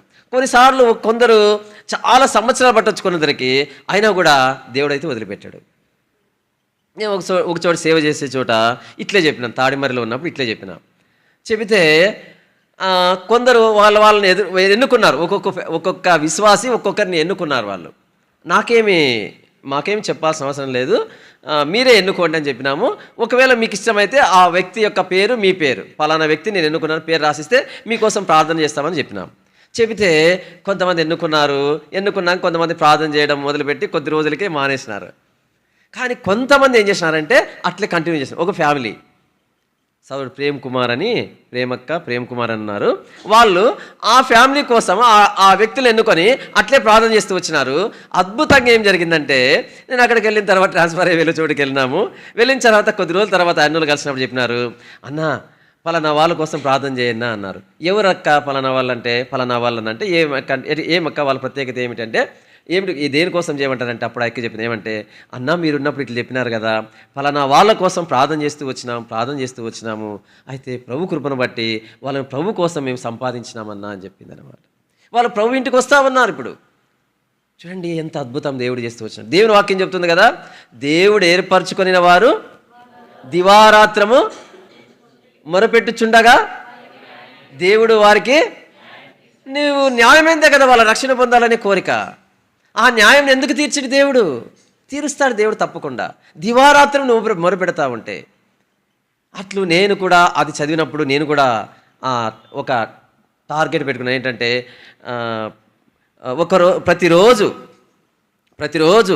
ఎవరికో ఒకరికి సువార్త చేయాలా, ప్రతి ఒక్కరికి ఒకరికి సువార్త చెప్పాలనుకున్నాను. మళ్ళా తర్వాత ప్రతిరోజు ఒకరికి సువార్త చెప్పాల్సిందే. సువార్త చెప్పుకుంటే నేను అన్నం తిన్న ప్రభువా అని చెప్పుకునేవాడిని. ఉదయం టిఫిన్ తింటాను, బయటకు వెళ్ళిన తర్వాత సువార్త చెప్పడమే. జాబ్ చేసేవాడిని, జాబ్ చేస్తూ కూడా సువార్త చెప్పేవాడిని. కనీసం ఒక్కరికంటే ఎక్కువ కరపత్రాలు పెట్టుకునేవాడిని. ఒకసారి కరపత్రం ఏం చేసినానంటే ఓ చోట జిరాక్స్ చేయించుకుంటుంటే ఒక సిస్టర్ వచ్చి నిలబడి జిరాక్స్ కోసం వచ్చింది. మెల్లగా మాట్లాడుతూ, అక్క ఈ పేపర్ తీసుకుంటారక్క అని ఇచ్చినాను. ఏందన్నా ఈ పేపర్ అని, సువార్త పేపర్ అక్క అంటే, ఆ పేపర్ తీసుకొని అవునన్నా మేము అని తీసుకున్నాక ఏం చెప్పిందంటే, కొద్దిసేపటి తర్వాత యేసు ప్రభు మన పాపల కొరకు చనిపోయి తిరిగి లేచినాడు, మన పాపాలు ఒప్పుకుంటే క్షమిస్తాడక్క అని చెప్పిన తర్వాత ఆకేం చెప్పిందంటే, అన్న మేము కూడా యేసులో నమ్ముకున్నామన్నా అని చెప్పింది. ఏమి నమ్ముకున్నాము? ఇప్పుడు నా కరపత్రం ఏమైంది? వేస్ట్ అయింది. నేను రోజు ఒకటి మాత్రం పెట్టుకునేవాడిని అనమాట. ఒకటి ఎవరికో అంటే ఎందుకు ఒకటే పెట్టుకునేవాడిని అంటే ఇచ్చినానా లేదనేది కనపడతా, తెలుస్తుంది అనమాట. ఇప్పుడు ఆ వేస్ట్ అయింది. ఇప్పుడు ఇంకో కరపత్రం లేదు.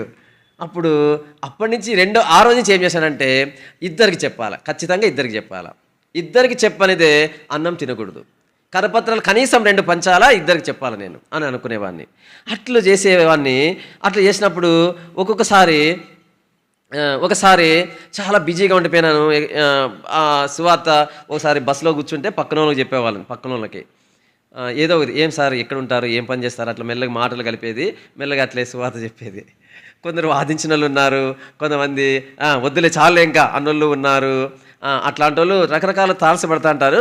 మన బాధ్యత చెప్పాల్సిన బాధ్యత మనం చెప్పేవాడిని. మా సార్లు కూడా మా యొక్క డిస్ట్రిక్ట్ హెడ్ క్వార్టర్లో డిస్ట్రిక్ట్ ఇన్ఛార్జ్లు కూడా చెప్పినాను సువార్త ప్రభు కృపను బట్టి. కరపత్రము పై కనబడేది ఒకటి ఉండే, జేబు పైన ఒకటి కనబడేటట్లుగా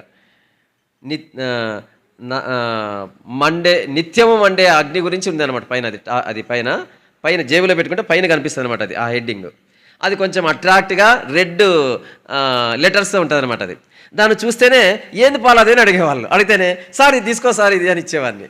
చేతికి ఇచ్చిన తర్వాత చెప్పేవాడిని ఏమంటే అది యేసు ప్రభువుని గురించింది సార్, యేసు ప్రభువుని నమ్ముకుంటే ఆ నరకం తప్పించుకుంటామంట అని చెప్పేది.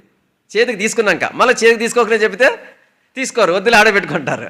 ఇచ్చినాక చెప్పేవాడిని, ఇచ్చినాక వెనక్కి ఇచ్చేకొస్తే లే సార్ నాతో ఉన్నాయి అట్లా పెట్టుకోసారని చెప్పేది.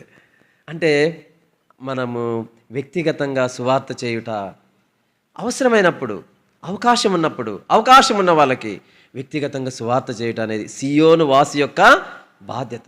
ఎవరు చెప్తారు సువార్త చెప్పండి లోకానికి? నశించిపోయే ఎందుకు వాళ్ళు అట్లా చేస్తున్నారు వాళ్ళకి తెలియదు. వాళ్ళు నశించిపోతున్నారు. వాళ్ళకి ఎవరు చెప్తారు సువార్త అంటే రక్షణ పొందిన నీవే చెప్పాలా, రక్షణ పొందిన మనమే చెప్పాలా. కాబట్టి మనము ఈ బాధ్యతను కలిగిన వారమై జీవించడానికి ప్రభు మనకు సహాయం చేయను గాక. సమయం అయిపోతూ ఉంది. త్వరగా ఇప్పుడు సియోను వాసు గురించి చూసినాం కదా ఎంతసేపు. ఎవరి గురించి చూసాము? సియోను వాసుల గురించి, అనగా సియోను జనుల గురించి చూసినాం కదా. సియోనుకు కొంతమంది పగవాళ్ళు కూడా ఉంటారంట. ఎవరుంటారు? ఎవరికి? సియోనికి. ఆ సియోను పగవారి గురించి కూడా దేవుని వాక్యం చెబుతుందన్నమాట. చూడండి, కీర్తనల గ్రంథం 129వ కీర్తన, 129వ కీర్తన 5వ వచనం నుండి.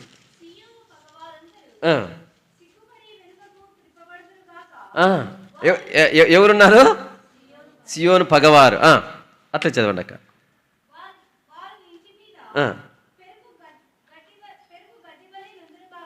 గడ్డి వలె నుందురు గాక, ఎదుగక మునిపే వారు అది వాడిపోవును. కోయివాడు తన గుప్పిలినైనను పనులు కట్టువాడు తన ఒడినైనను దానితో నింపుకొనడు. చాలు, గమనించండి. ఎవరి గురించి సహాయపడుతుంది ఈ భాగంలో అంటే సియోను పగవారు. ఎవరు చెప్పండి? అంటే ఒక రకంగా చెప్పాలంటే సంఘమునకు శత్రువులు. ఎవరు శత్రువులు? సంఘమునకు శత్రువులు. కొంతమంది మందిరానికి వచ్చే వాళ్ళలోనే కొంతమంది సంఘంలో శత్రువులు ఉంటారు. కొన్నిసార్లు బయటలో శత్రువులు ఉంటారు. ఇదేందన్నా బాగా చెప్తావే, మందిరానికి వచ్చే వాళ్ళు కూడా సంఘానికి శత్రువులుగా ఉంటారా అంటే సంఘమునకు శత్రువులు వాళ్ళు. సమాజానికి శత్రువులు కాదు వాళ్ళు, సంఘమునకు శత్రువులు. అంటే సంఘమునకు క్షేమ కలిగించేవేవో వాటిని వారు జరగనీయరన్నమాట. సంఘమునకు క్షేమ కలిగించే వాటి నుండి సంఘమును వాళ్ళు ఏం చేస్తారంటే తప్పిస్తారన్నమాట. అక్కలారా అన్నలారా, దేవుని సంఘమునకు ఎప్పుడు శత్రువుగా నడుచుకోవద్దు. దేవుని సంఘము కొరకే జరిగేటువంటి ఏ కార్యమునైనను, క్షేమ కలిగించే దేనినైనను నీవు అడ్డుకోవడానికి ప్రయత్నం చేయొద్దు, లేదా దాన్ని ఆటంకపరచవద్దు, దానికి నువ్వు అభ్యంతర కారణంగా ఉండొద్దు. అట్లా నువ్వు ఉన్నావంటే సియోను పగవారుగా మనం ఉంటాము. వారి స్థితి ఎలా ఉంటుందంటే వాళ్ళు ఎంతవరకు ఎదుగుతుందంటే గడ్డి, మిద్దె మీద గడ్డిలాగా ఉంటారంట వాళ్ళు. ఎట్లా గడ్డి చెప్పండి? మిద్దె మీద గడ్డి. ఎవరు కోసుకుంటారు? ఎవరు పనులు కడతారు? దాన్ని ఎవరు ఒడులు కట్టుకొని నింపుకుంటారు? దేంట్లో? ఇదేన్ని ఎవరిని కట్టుకుంటారు? అట్లా ఒడ్లు కట్టుకొని నింపుకుంటారా? ఎవరు నింపుకోరు, దాన్ని ఎవరు పట్టించుకోరు. ఎందుకంటే అది పనికిరానిది. అట్లనే దేవుని ఇంటికి పగవారుగా ఉన్నట్లయితే మనం ఎందుకు పనికిరాని వాళ్ళముగా అవుతామన్నమాట. ఇప్పుడు ఇట్లాంటి వారి విషయమై మరి దేవుని వాక్యం ఏం చెబుతుందంటే చూడండి, సియోను పక్షంగా దేవుడు ఏం చేస్తాడంటే యెషయా గ్రంథం 34వ అధ్యాయం 34:8 చదవండి. 34:8 దేవుడు ఏం చేస్తున్నాడంటే అది యెహోవా ప్రతిదండన చేయు దినము, సియోను వ్యాజ్యమును గూర్చిన ప్రతీకార సంవత్సరం. అంటే దేవుడు ఇట్లాంటి దేవుని ఇంటికి, దేవుని సంఘమునకు మరి పగవారుగా ఉన్నటువంటి వారి కొరకై దేవుడు ఏం చేశాడంటే ఒక దినాన్ని దేవుడు ఏర్పాటు చేసినాడు. ఆ ఏర్పాటు దినాన్ని బట్టి ఆ దినమున దేవుడే వారితో ఏం చేస్తాడంటే వ్యాజ్యం ఆడతాడు. చూడండి 6వ వచనం.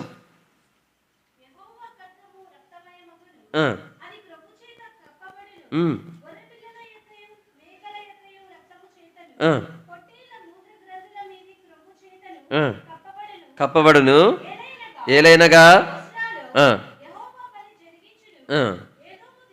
ఎదోము దేశములో సంహారము చేయును. ఇక్కడ ఎదోము అనేటువంటి దేశమును గురించి చెప్తా ఉన్నాడు. ఎదోము దేశం. ఎదోమీలు ఏం చేసినారు వాళ్ళంటే దేవుని పిల్లలకు వ్యతిరేకంగా నడుచుకున్నాడు. అంటే సియోనుకు వ్యతిరేకంగా నడుచుకున్నారు. ఎవరు? బాగా జాగ్రత్త వినండి. ఎదోమీలు ఎవరు? వాళ్ళు ఎదోమీలు. ఎదోమీలు అంటే ఎవరంటే వాళ్ళు ఏశావు సంతానం. ఎవరి సంతానము? ఏశావు సంతానం. ఏశావు ఎవరు తమ్ముడు? ఎవరన్నా? యాకోబు వాళ్ళన్న. అంటే యాకోబు ఏశావు ఇద్దరు ఇస్సాకు కుమారులే, అన్నదమ్ములు, సంతానమే. అయితే వాళ్ళు ఏం చేసినారంటే ఇశ్రాయేలీల విషయమై వాళ్ళు ఏం చేస్తూ వచ్చినారంటే ఇశ్రాయేలీల విషయమై ఒకరు దేవుడు తప్పు చేస్తే ఏం చేసేవాడు చెప్పండి? దేవుని పిల్లలు తప్పు చేస్తే ఏం చేసేవాడు? శిక్షించేవాడు. దేవుడు అట్లా శిక్షించాలనుకున్నప్పుడు వీళ్ళు ఎట్లా చేసినారంటే చూడండి, ఓబద్యా గ్రంథము ఒక అధ్యాయం ఉంటుంది కదా. ఓబద్యా గ్రంథం ఒక అధ్యాయం ఉంటుంది, పాత నిబంధనలో 761. ఏం చేసినారు ఎదోమీలు? చూడండి 10వ వచనం నుండి మనము మార్చి చదువుదామండి 15వ వచనం వరకు. ఒకానొక దినం వచ్చింది, దేవుడు వాళ్ళ మీదకు, దేవుని పిల్లల మీదకి దేవుడే ఏం చేశాడంటే మరి బబులోనీయులను పంపించినాడు, లేదా కల్దీలను పంపించినప్పుడు వీళ్ళు ఏం చేస్తూ వచ్చినారంట? చూడండి 10వ వచనం కలిసి చదువుదామండి. నీ సహోదరులైన యాకోబు సంతతికి నీవు చేసిన బలత్కారమును బట్టి నీవు అవమానం నొందుదువు, ఇక నిన్నటికి నీ లేకుండా నీవు నిర్మూలమగుదువు. గమనించండి, ఎవరు వాళ్ళు? యాకోబు సంతతి వాళ్ళు నీ సహోదరులు. నీ సహోదరులకు నువ్వేం చేసినావు? బలత్కారం చేసినావు. 11వ వచనం కలిసి చదువుదామండి. నీవు పగవాడవై నిలిచిన దినమందు, పరదేశులు వారి ఆస్తిని పట్టుకొని పోయిన దినమందు, అన్యులు వారి గుమ్మముల్లోనికి జొరబడి యెరూషలేము మీద చీట్లు వేసిన దినమందు నీవు వారితో కలుసుకొంటివి కదా. చూడండి ఏమైంది అంటే యెరూషలేము మీదకి కల్దీలు వచ్చినారు. కల్దీలు అంటే బబులోనీయులు. కల్దీలు బబులోనీయులు అంటే రెండు ఒకటే పేదే, వాళ్ళే. ఇప్పుడు వాళ్ళు యెరూషలేము మీదకి వచ్చినప్పుడు ఈ ఎదోమీలు ఏం చేసినారంట? నాతో కూడా పలకండి. నీవును వారితో కలుసుకొంటివి అంటే పగవాళ్ళతో కలిసిపోయినాడు. ఎవరు? దేవునింటికి శత్రువులు, దేవునింటికి హాని చేసేవాళ్ళు, దేవునింటికి నష్టం కలిగించేవాళ్ళు, వాళ్ళతో కలిసిపోయినారు ఈ ఎదోమీయులు. వారితో కలిసిపోయి ఈ అన్యులు ఏం చేస్తా వచ్చినారు? వాళ్ళు దేవుని పిల్లల ఆస్తిని పట్టుకొని పోయినారు. వాళ్ళు గుమ్మాల్లోకి జొరబన్నారు. వాళ్ళు ఇట్లా చేస్తూ వచ్చినారంట. చూడండి 12వ వచనం కలిసి చదవమండి. 12వ వచనం. నీ సహోదరుని శ్రమానుభవము చూచి నీవు ఆనందముంద తగదు, యూదావారి నాశనమున వారి స్థితిని చూసి నీవు సంతోషింప. ఏమైనాడు? సంతోషింపదగదు అంటే అర్థం ఏంటి? ఏమి చేస్తున్నారు వాళ్ళు? ఆనందింపదగదు, ఆనందముంద తగదు అంటే ఏమవుతున్నారు వాళ్ళు? అంటే దేవుని పిల్లలు మీదికి వాళ్ళు వచ్చినప్పుడు భయంకరమైనటువంటి విధంగా నాశనం చేస్తూ వచ్చినారు యెరూషలేమును. వాళ్ళు యెరూషలేం పట్టణాన్ని, యెరూషలేములో ఉన్న ప్రజలను. దేవుని వాక్యం మనం చదువుతాము, ఆ దేవుని మందిరంలోన వృద్ధులని వాళ్ళు కనికరం చూపలేదు, చిన్న పిల్లలని కనికరం చూపలేదు. చిన్న పిల్లలను, అంతేకాదు గర్భవతులని వాళ్ళ కనికరం చూపకుండా గర్భవతుల కడుపులు కూడా కోసేసినారంట. ఎవరు? బబులోనీయులు. ఎవరు? బబులోనీయులు. ఇట్లు ముసలులు అనకుండా, పిల్లలు అనకుండా, వృద్ధులు అనకుండా అందరినీ చంపుతూ వచ్చినారు బబులోనీయులు. ఇట్లు చంపబడతా ఉంటే ఎదోమీయులు ఏం చేసినారు? ఆనందించుకున్నారు. అబ్బా భలే చేస్తున్నారు, ఇట్లా చేయాలి, అట్లా చేయాలి, అబ్బా భలే జరిగింది, దీనికి భలే జరిగింది, వీళ్ళకి భలే చంపబడతా ఉన్నారు అని ఆ దేశంలోనే ఉంటూ ఈ ఎదోమీయులు ఏం చేస్తూ వచ్చినారంటే యూదావారు చంపబడుతుండగా వారు ఆనందిస్తూ వచ్చినారు. అన్నలారా, ఇక్కడ కూర్చున్నటువంటి వారు ఎవరైనా సరే, ఒక దేవుని బిడ్డ శ్రమపరచబడతా ఉంటే ఆనందించే మనసు నీకుందా? సంతోషించే మనసు నీకుందా?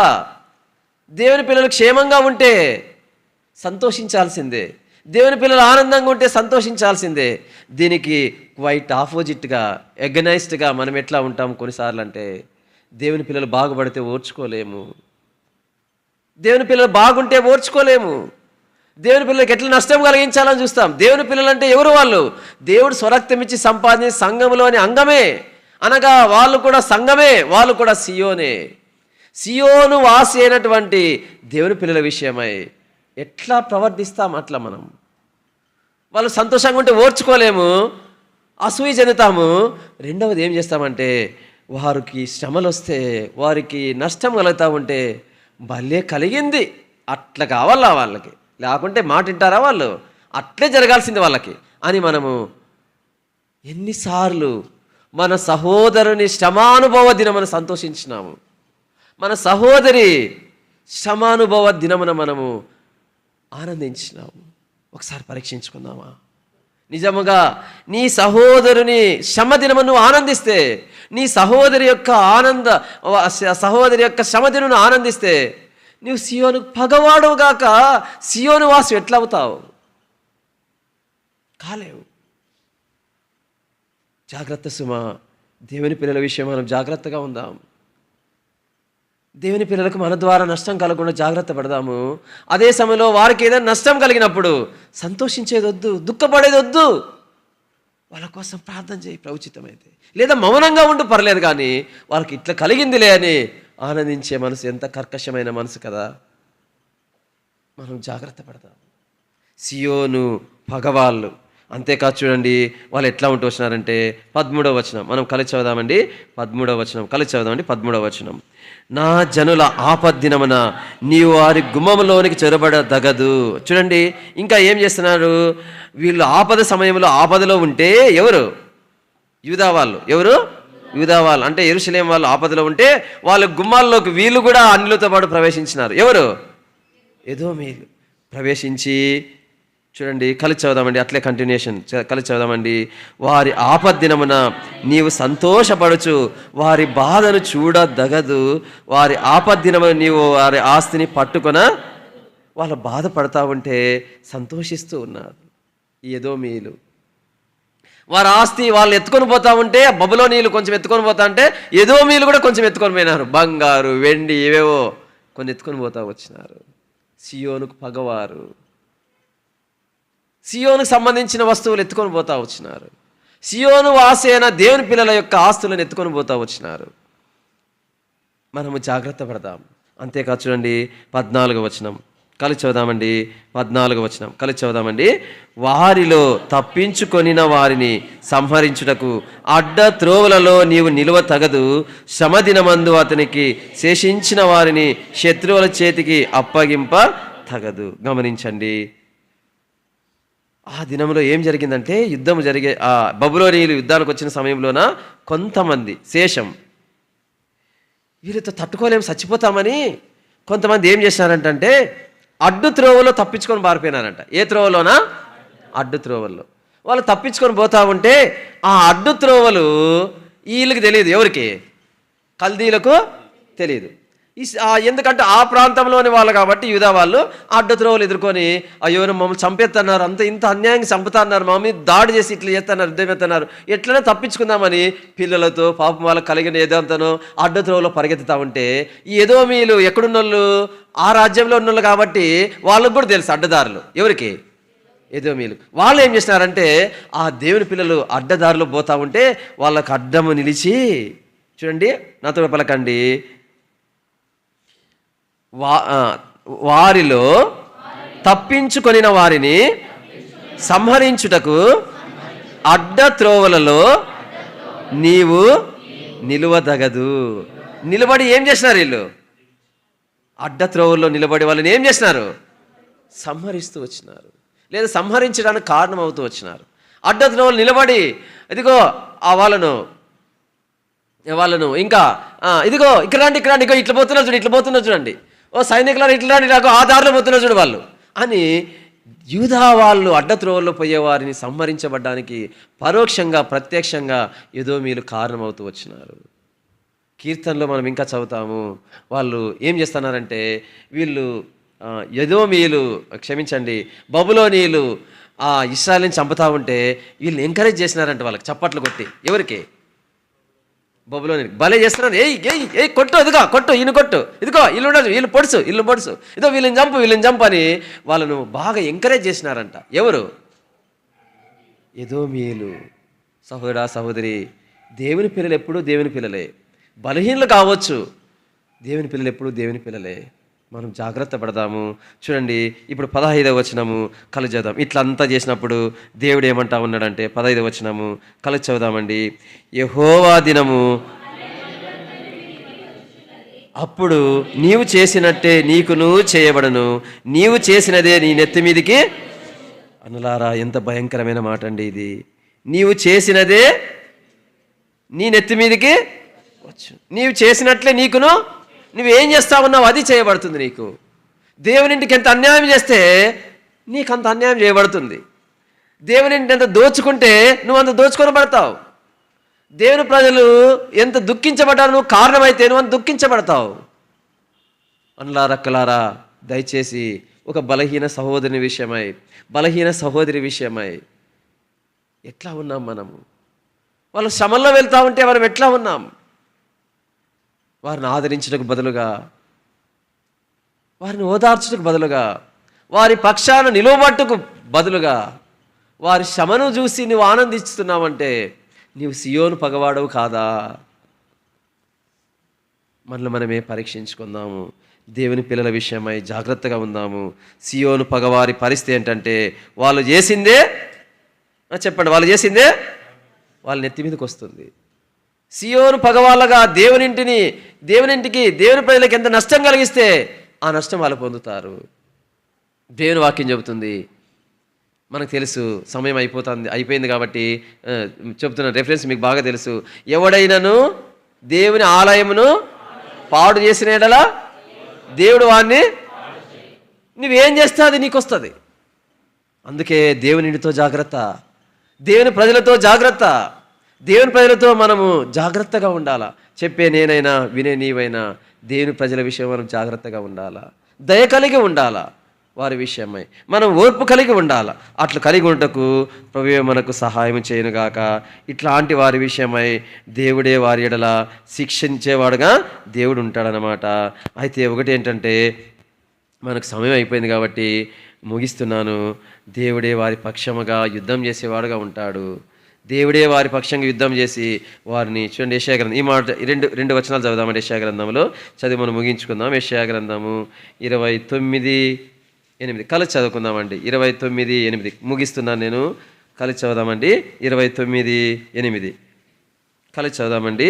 29:8 ఆకలి కొన్నవాడు కలలో భోజనం చేసి మేలుకొనగా వాని ప్రాణము తృప్తి పడకపోయినట్లుగా, దప్పుకొన్నవాడు కలలో పానం చేసి మేలుకొనగా సొమ్మసిల్లిన వాని ప్రాణం ఇంకను ఆశకొని ఉన్నట్లుగా, సియోను కొండ మీద యుద్ధము చేయు జనుల సమూహమంతటికి సంభవించును. ఎవరికి ఇవన్నీ సంభవిస్తాయి? సియోను కొండ మీద యుద్ధం చేసేవాళ్ళు. దేవుని ఇంట్లో యుద్ధం చేస్తారు కొంతమంది. దేవుని ఇంట్లో యుద్ధం చేస్తారు. దేవుని ఇంట్లో యుద్ధం చేస్తే ఎప్పుడైతే యుద్ధం ఉంటుందో అప్పుడు ఏముండదు, నెమ్మది ఉండదు. అప్పుడు ఏముండదు, శాంతి ఉండదు, సమాధానం ఉండదు, కలవరం వస్తుంది. ఇట్లాంటివి కొంతమంది చేసేవాళ్ళుగా ఉంటారు. అట్లాంటి వాళ్ళు ఎట్లా అవుతారంటే వాళ్ళు తృప్తి లేని వారుగా అయిపోతారు. ఆకలి, బాగా అన్నం తిన్నా వాళ్ళకు తృప్తి ఉండదు. భోజనం కడుపు నిన్నట్లా ఉండదు వాళ్ళకు. తప్పుకున్నట్లే బాగా తాగినా కూడా ఏదో కల్లో తాగినట్లుగా ఉంటుంది, కానీ వారికి నిజంగా తిన్నట్లేమీ ఉండదు.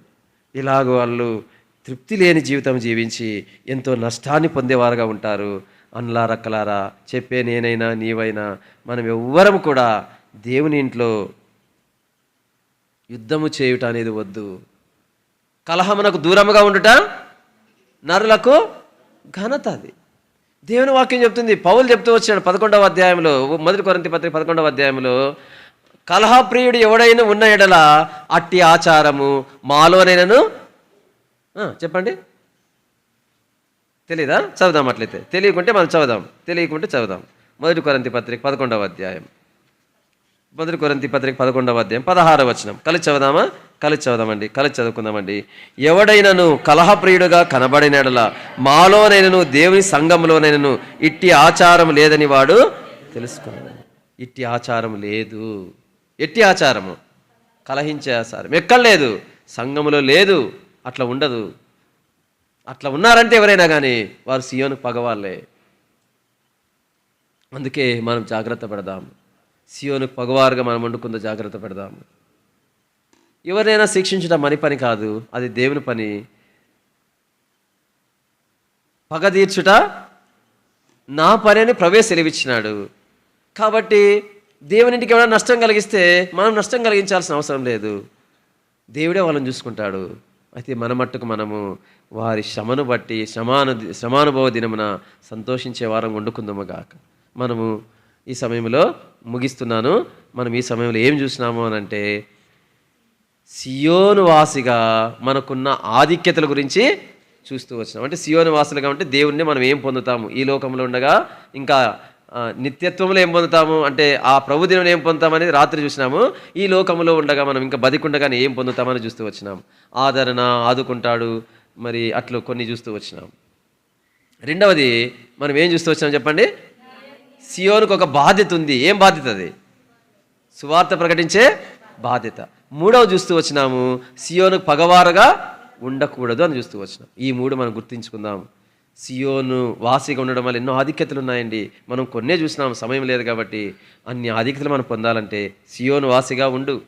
రెండవది, దేవుడు నీకు నాకు ఇచ్చిన బాధ్యత ఏమిటంటే సువార్త ప్రకటించడం. ఏం బహిరంగంగా మైక్ పట్టుకొని సువార్త చెప్తేనే కాదు, నీకు పరిచయం ఉన్నలకు సువార్త చెప్పు, నీ స్నేహితులకు చెప్పు, నీ పనిచేసే చోటుకు వెళ్ళిన చోట చెప్పు సువార్త. అట్లా మనకు ప్రభు అనుకూలత అనుగ్రహించిన కొలది సువార్త పంచుకుంటకు దేవుడే ప్రభు మనకు సహాయం చేయనుగాక. మూడవది సియోను పగవారుగా మనము ఉండకుండా జాగ్రత్త పడదాం. సియోను పగవారుగా ఉంటే మనం ఎంతో నష్టాన్ని పొందేవారంగా ఉంటాం. అట్టి ప్రమాదకరమైన పరిస్థితి నుంచి దేవుడు మనల్ని కాపాడును గాక. మనం ఎవరము సియోనుకు పగవారముగా ఉండకుండా జాగ్రత్త పడదుము గాక. ప్రభువే మనకు తగిన కృపను అనుగ్రహించి సియోను క్షేమము కోరువారుగా, సియోను వాసులుగా దేవుడు మనల్ని ఉంచునుగాక.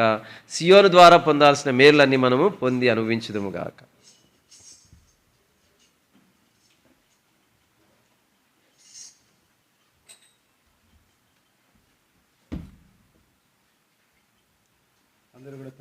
మోకరించండి. సియోను రాజు వచ్చును, మదిన్ సిద్ధపడు. సియోను రాజు వచ్చును, మదిన్ సిద్ధపడు. వాహనములు ఎన్నియున్న దాదవమును ఎక్కెను. వాహనములు ఎన్నియున్న దాదవమును ఎక్కెను. తనవారి నుండును, వారిని యోగించును. వాహన నుండును, వారిని యోగించును. పరీక్షించ ఆయనను చేర్చుకొని అందు. పరీక్షించ ఆయనను అందు. నీ తాను చూది చేయోడే నీరాజు తోరాకే. నీ తాను చూది చేయోడే నీరాజు తోరాకే. సియోను రాజు వచ్చును, మరి సిద్ధపడు. సియోను రాజు వచ్చును, మరి సిద్ధపడు. దేవుని వాక్య వెలుగులో ఇంతవరకు సియోను దేవుని మందిరంలో ఉండటం ద్వారా కలిగే ఆధిక్యతలను దేవుడు తన దాసుని ద్వారా మనకు బయలుపరుస్తూ వచ్చినాడు. సియోనులో దేవుని ఆదరణ ఉంది. సియోనులో దేవుని ఆశీర్వాదం ఉంది. సియోనులో దేవుడు ఆదుకునేవాడుగా ఉంటున్నాడు. దుష్టత్వం నుండి తప్పించేవాడుగా ఉంటున్నాడు. అంతేకాకుండా సియోనులోను శిక్షించబడుట ద్వారా నీకు మేలు కలిగేదిగా ఉంటుంది. అయితే సియోనులో ఉన్న ఆధిక్యతలు నువ్వు పోగొట్టుకునే వ్యక్తిగా ఉండకూడదని దేవుడు జ్ఞాపం చేస్తూ వచ్చినాడు. సియోనులో ఉన్న నీవు ఆయన తన ప్రజలను ఇశ్రాయేలీలు తప్పు చేసినప్పుడు అసూర్యులను ఏ రీతిగా గర్వమును బట్టి శిక్షిస్తూ వచ్చినాడు. నీ జీవితంలో కూడా నువ్వు గర్వించి దేవునికి విరోధంగా నడుచుకున్నట్లయితే నిన్ను శిక్షించడానికి దేవుడు మరొకరిని వాడుకోవడానికి ఇష్టపడుతూ వస్తాడు. కాబట్టి ఇతరుల విషయంలో క్షమించి ప్రేమించే వ్యక్తిగా నీలో దేవునికి ఆయాసకరమైనది ఏది కూడా ఉండకూడనట్లు నిన్ను దేవునికి అప్పగించుకో, సరి చేసుకో. మరి ఎక్కువగా కీడు నీకు కలగకుండానట్లు ఇక వెళ్ళి పాపము చేయకమని సెలవిచ్చినట్టుగా దేవుని శిక్షకు గురి అగునంతగా కాకుండా ఆ శిక్ష నీకు రాకమునిపే నీ బాధ్యతలు నెరవేర్చు. సువార్త ప్రకటించుట, ప్రార్థన చేయుట, ప్రేమించుట, దేవుడిచ్చినటువంటి సమయాన్ని దేవుని కొరకు వాడుకో. సియోను పగువారికి అవకాశం కల్పించినట్టుగా శత్రువుగా నీవు దేవుని సంఘంలోనే ఉంటూ ఎట్లయితే యాకోబు సంతతికి ఏదోము వారైనా ఏశావు సంతతి వారు నష్టాన్ని కలిగిస్తూ వచ్చినారు. దేవునింట్లోనే ఉంటూ కూడా దేవుని ప్రజలకు సంఘానికి నష్టం కలిగించినట్లయితే దేవుడు తన పిల్లల విషయంలో మిమ్మల్ని ముట్టువాడు నాకు అనుగుడ్డు ముట్టనున్నట్టుగా తన ప్రజలను దుఃఖింపజేసిన వారిని శిక్షించేవాడుగా ఉంటున్నాడు. అంతేకాకుండా దేవుని ప్రజలకు కలిగే నష్టములో నువ్వు ఇతరులతో కలిసి కీడు చేసి నష్టం చేసే వ్యక్తిగా ఉంటే ఆ శిక్ష నీవు పొందేదానిగా దేవుడు ఎవడైనా దేవుని ఆలయమును పాడు చేస్తే దేవుడు వాడిని పాడు చేయనన్నాడు. నీవు చేసినదే నీ నెత్తి మీదకు వచ్చునని నీకు తృప్తి ఉండదు. కాబట్టి నీ జీవితంలో పగ తీర్చడం నా పని అన్నాడు. రక్షించబడిన నీవు సియోనులో అనేకమైన మేలులు, ఆశీర్వాదాలు, ఆదరణ, దేవుని యొక్క సహాయం పొందే నీవు దేవుని ప్రజలైన వారికి దేవుని ఇంటికి విరోధంగా నడుచుకున్నట్లయితే ఎన్నో రకాలుగా కలిగే నష్టాలకు బాధ్యురాలుగా దేవుడు నేను లెక్కిస్తాడు. ఎంత ఘోరమైన దుస్థితి. నీకే కాకుండా నీ కుటుంబం వారికి కూడా అది అగ్ని ఒడిలో ఉంచుకొని అది కాలకుండా అన్నట్టుగా ఆ శిక్షాదండంలో నష్టాన్ని కలిగించే వ్యక్తిగా ఉంటున్నావేమో. ఒకసారి నీవు పరీక్షించుకో.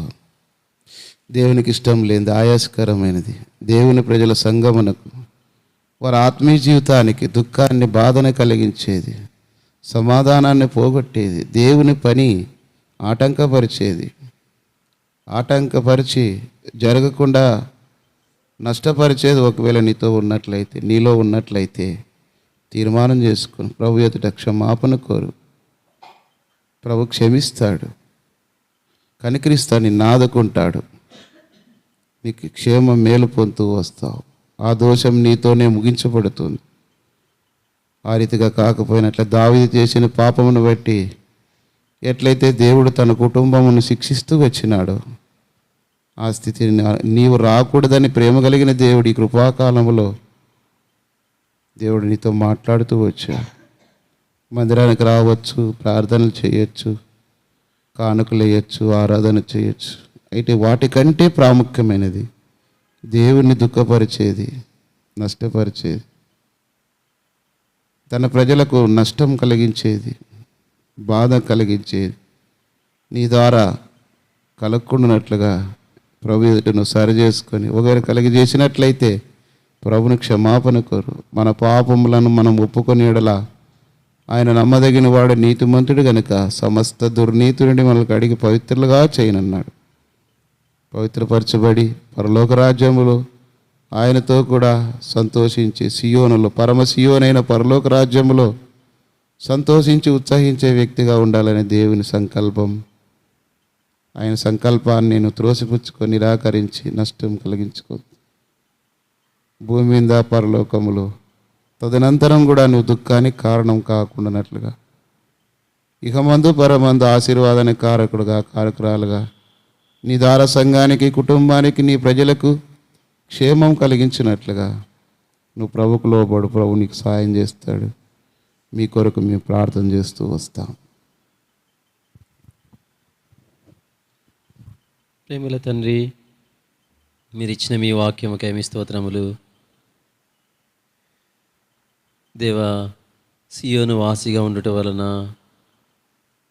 మీరిచ్చే ఆదరణను బట్టి మీ స్తోత్రములు, మీరిచ్చే ఆశీర్వాదమును బట్టి మీ స్తోత్రములు, మీరు ఆదుకునేటువంటి మీ కృపను బట్టి మీ స్తోత్రములు. అదే సమయంలో పొరపాట్లు చేసినప్పుడు ప్రేమతో శిక్షించే మీ ప్రేమను బట్టి మీ స్తోత్రములు. ఇట్టి ఆధిక్యతలను క్రీస్తునందు మాకును అనుగ్రహించినందుకే స్తోత్రములు. ప్రేమల తండ్రి, వీటిని మేము గుర్తించిన వారమై సియోను వాసిగా ఉంటూ ఇట్టి మేలు అనుభవించుటకై మమ్మల్ని సిద్ధపరచండి. మీరు మాకు ఇచ్చిన బాధ్యతను బట్టి మీ స్తోత్రములు. సువార్త ప్రకటించడం అనే బాధ్యతను మేము కలిగి ఉంటే కృప దయచేయండి. సంఘముగా ఈ రోజుల్లో సువార్త చేయడానికి అవకాశం లేదు. అయితే వ్యక్తిగతముగా మేమున్న పరిసర ప్రాంతాలలో పనిచేసే చోట, అవకాశం ఉన్న చోట మా స్నేహితులకు, బంధువులకు, పరిచయస్తులకు సువార్తను పంచుకొనున్నట్లుగా మీ కృపను మాకు దయచేయండి. అట్టి ఆత్మల గురించిన భారం మా హృదయాల్లో ఉంచండి. అట్లు సియోని వాసులముగా మాకు కలిగి ఉన్న సువార్త ప్రకటించుట అనే బాధ్యతను మేము నిర్వర్తించుటకు మా అందరికీ కృప దయచేయండి. అంత మాత్రమే కాదు, సియోనుకు పగవారిగా ఎవరు మేము ఉండకుండా కృప చూపండి. నన్ను కృపతో జ్ఞాపకం చేసుకోండి అయ్యా. ప్రియమైన తండ్రి, మీ ప్రజలు, నాకు అనుకూలము కాని వ్యక్తులు శిక్షించబడినప్పుడు, వారు దుఃఖ పరిస్థితులు గుండా వెళ్ళినప్పుడు నా హృదయం అందు సంతోషించి ఆనందించే మనసు నేను ఎప్పుడు కలిగి ఉండకుండా కృప చూపండి. నా మనసు అట్లాంటిదే దేవా. దయతో జ్ఞాపకం చేసుకొని సియోనుకు భగవానిగా నేను ఉండుకున్నట్లు కృపతో నన్ను జ్ఞాపకం చేసుకొని దయతో ఎక్కడైతే అట్లా నేను ప్రవర్తిస్తునో దయచేసి నన్ను క్షమించి ప్రభా, మీ రక్తంతో నన్ను కడిగి శుద్ధి చేయండి. మీ ప్రజలను ప్రేమించే వారిగా నన్ను సిద్ధపరచండి. మీ ప్రేమ నా హృదయములలో నింపండి.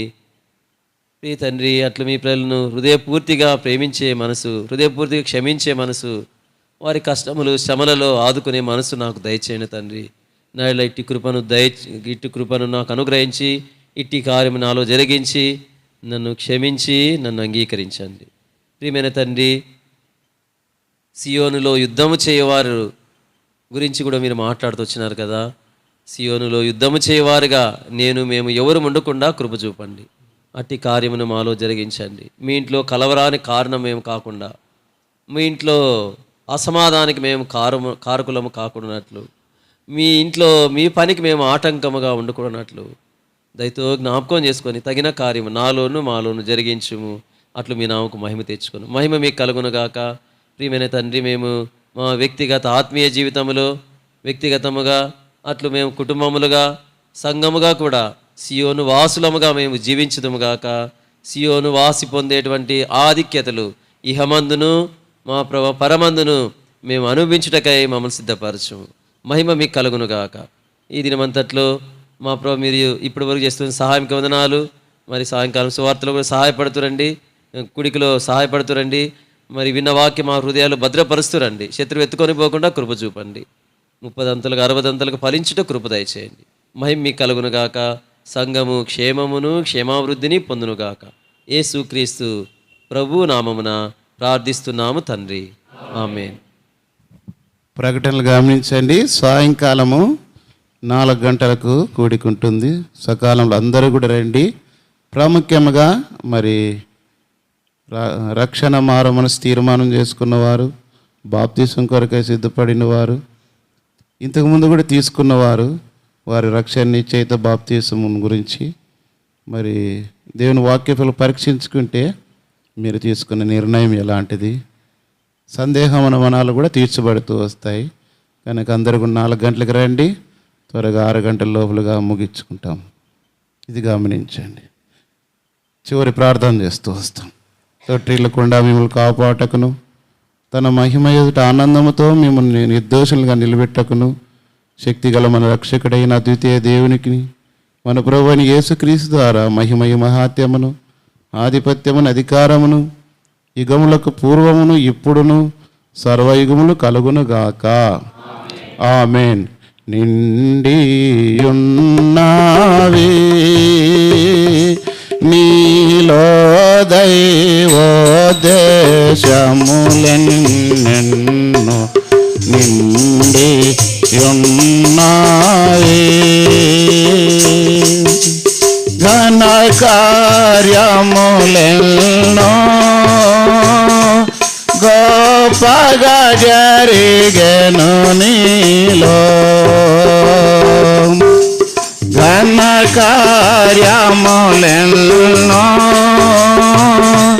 గొప్పగా జరిగెను నీలో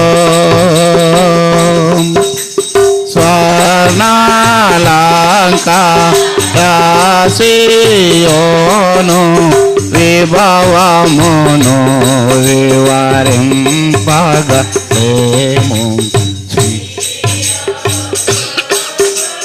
మా సర్వోన్నతుని శృంగారపురమా సియోను పురమా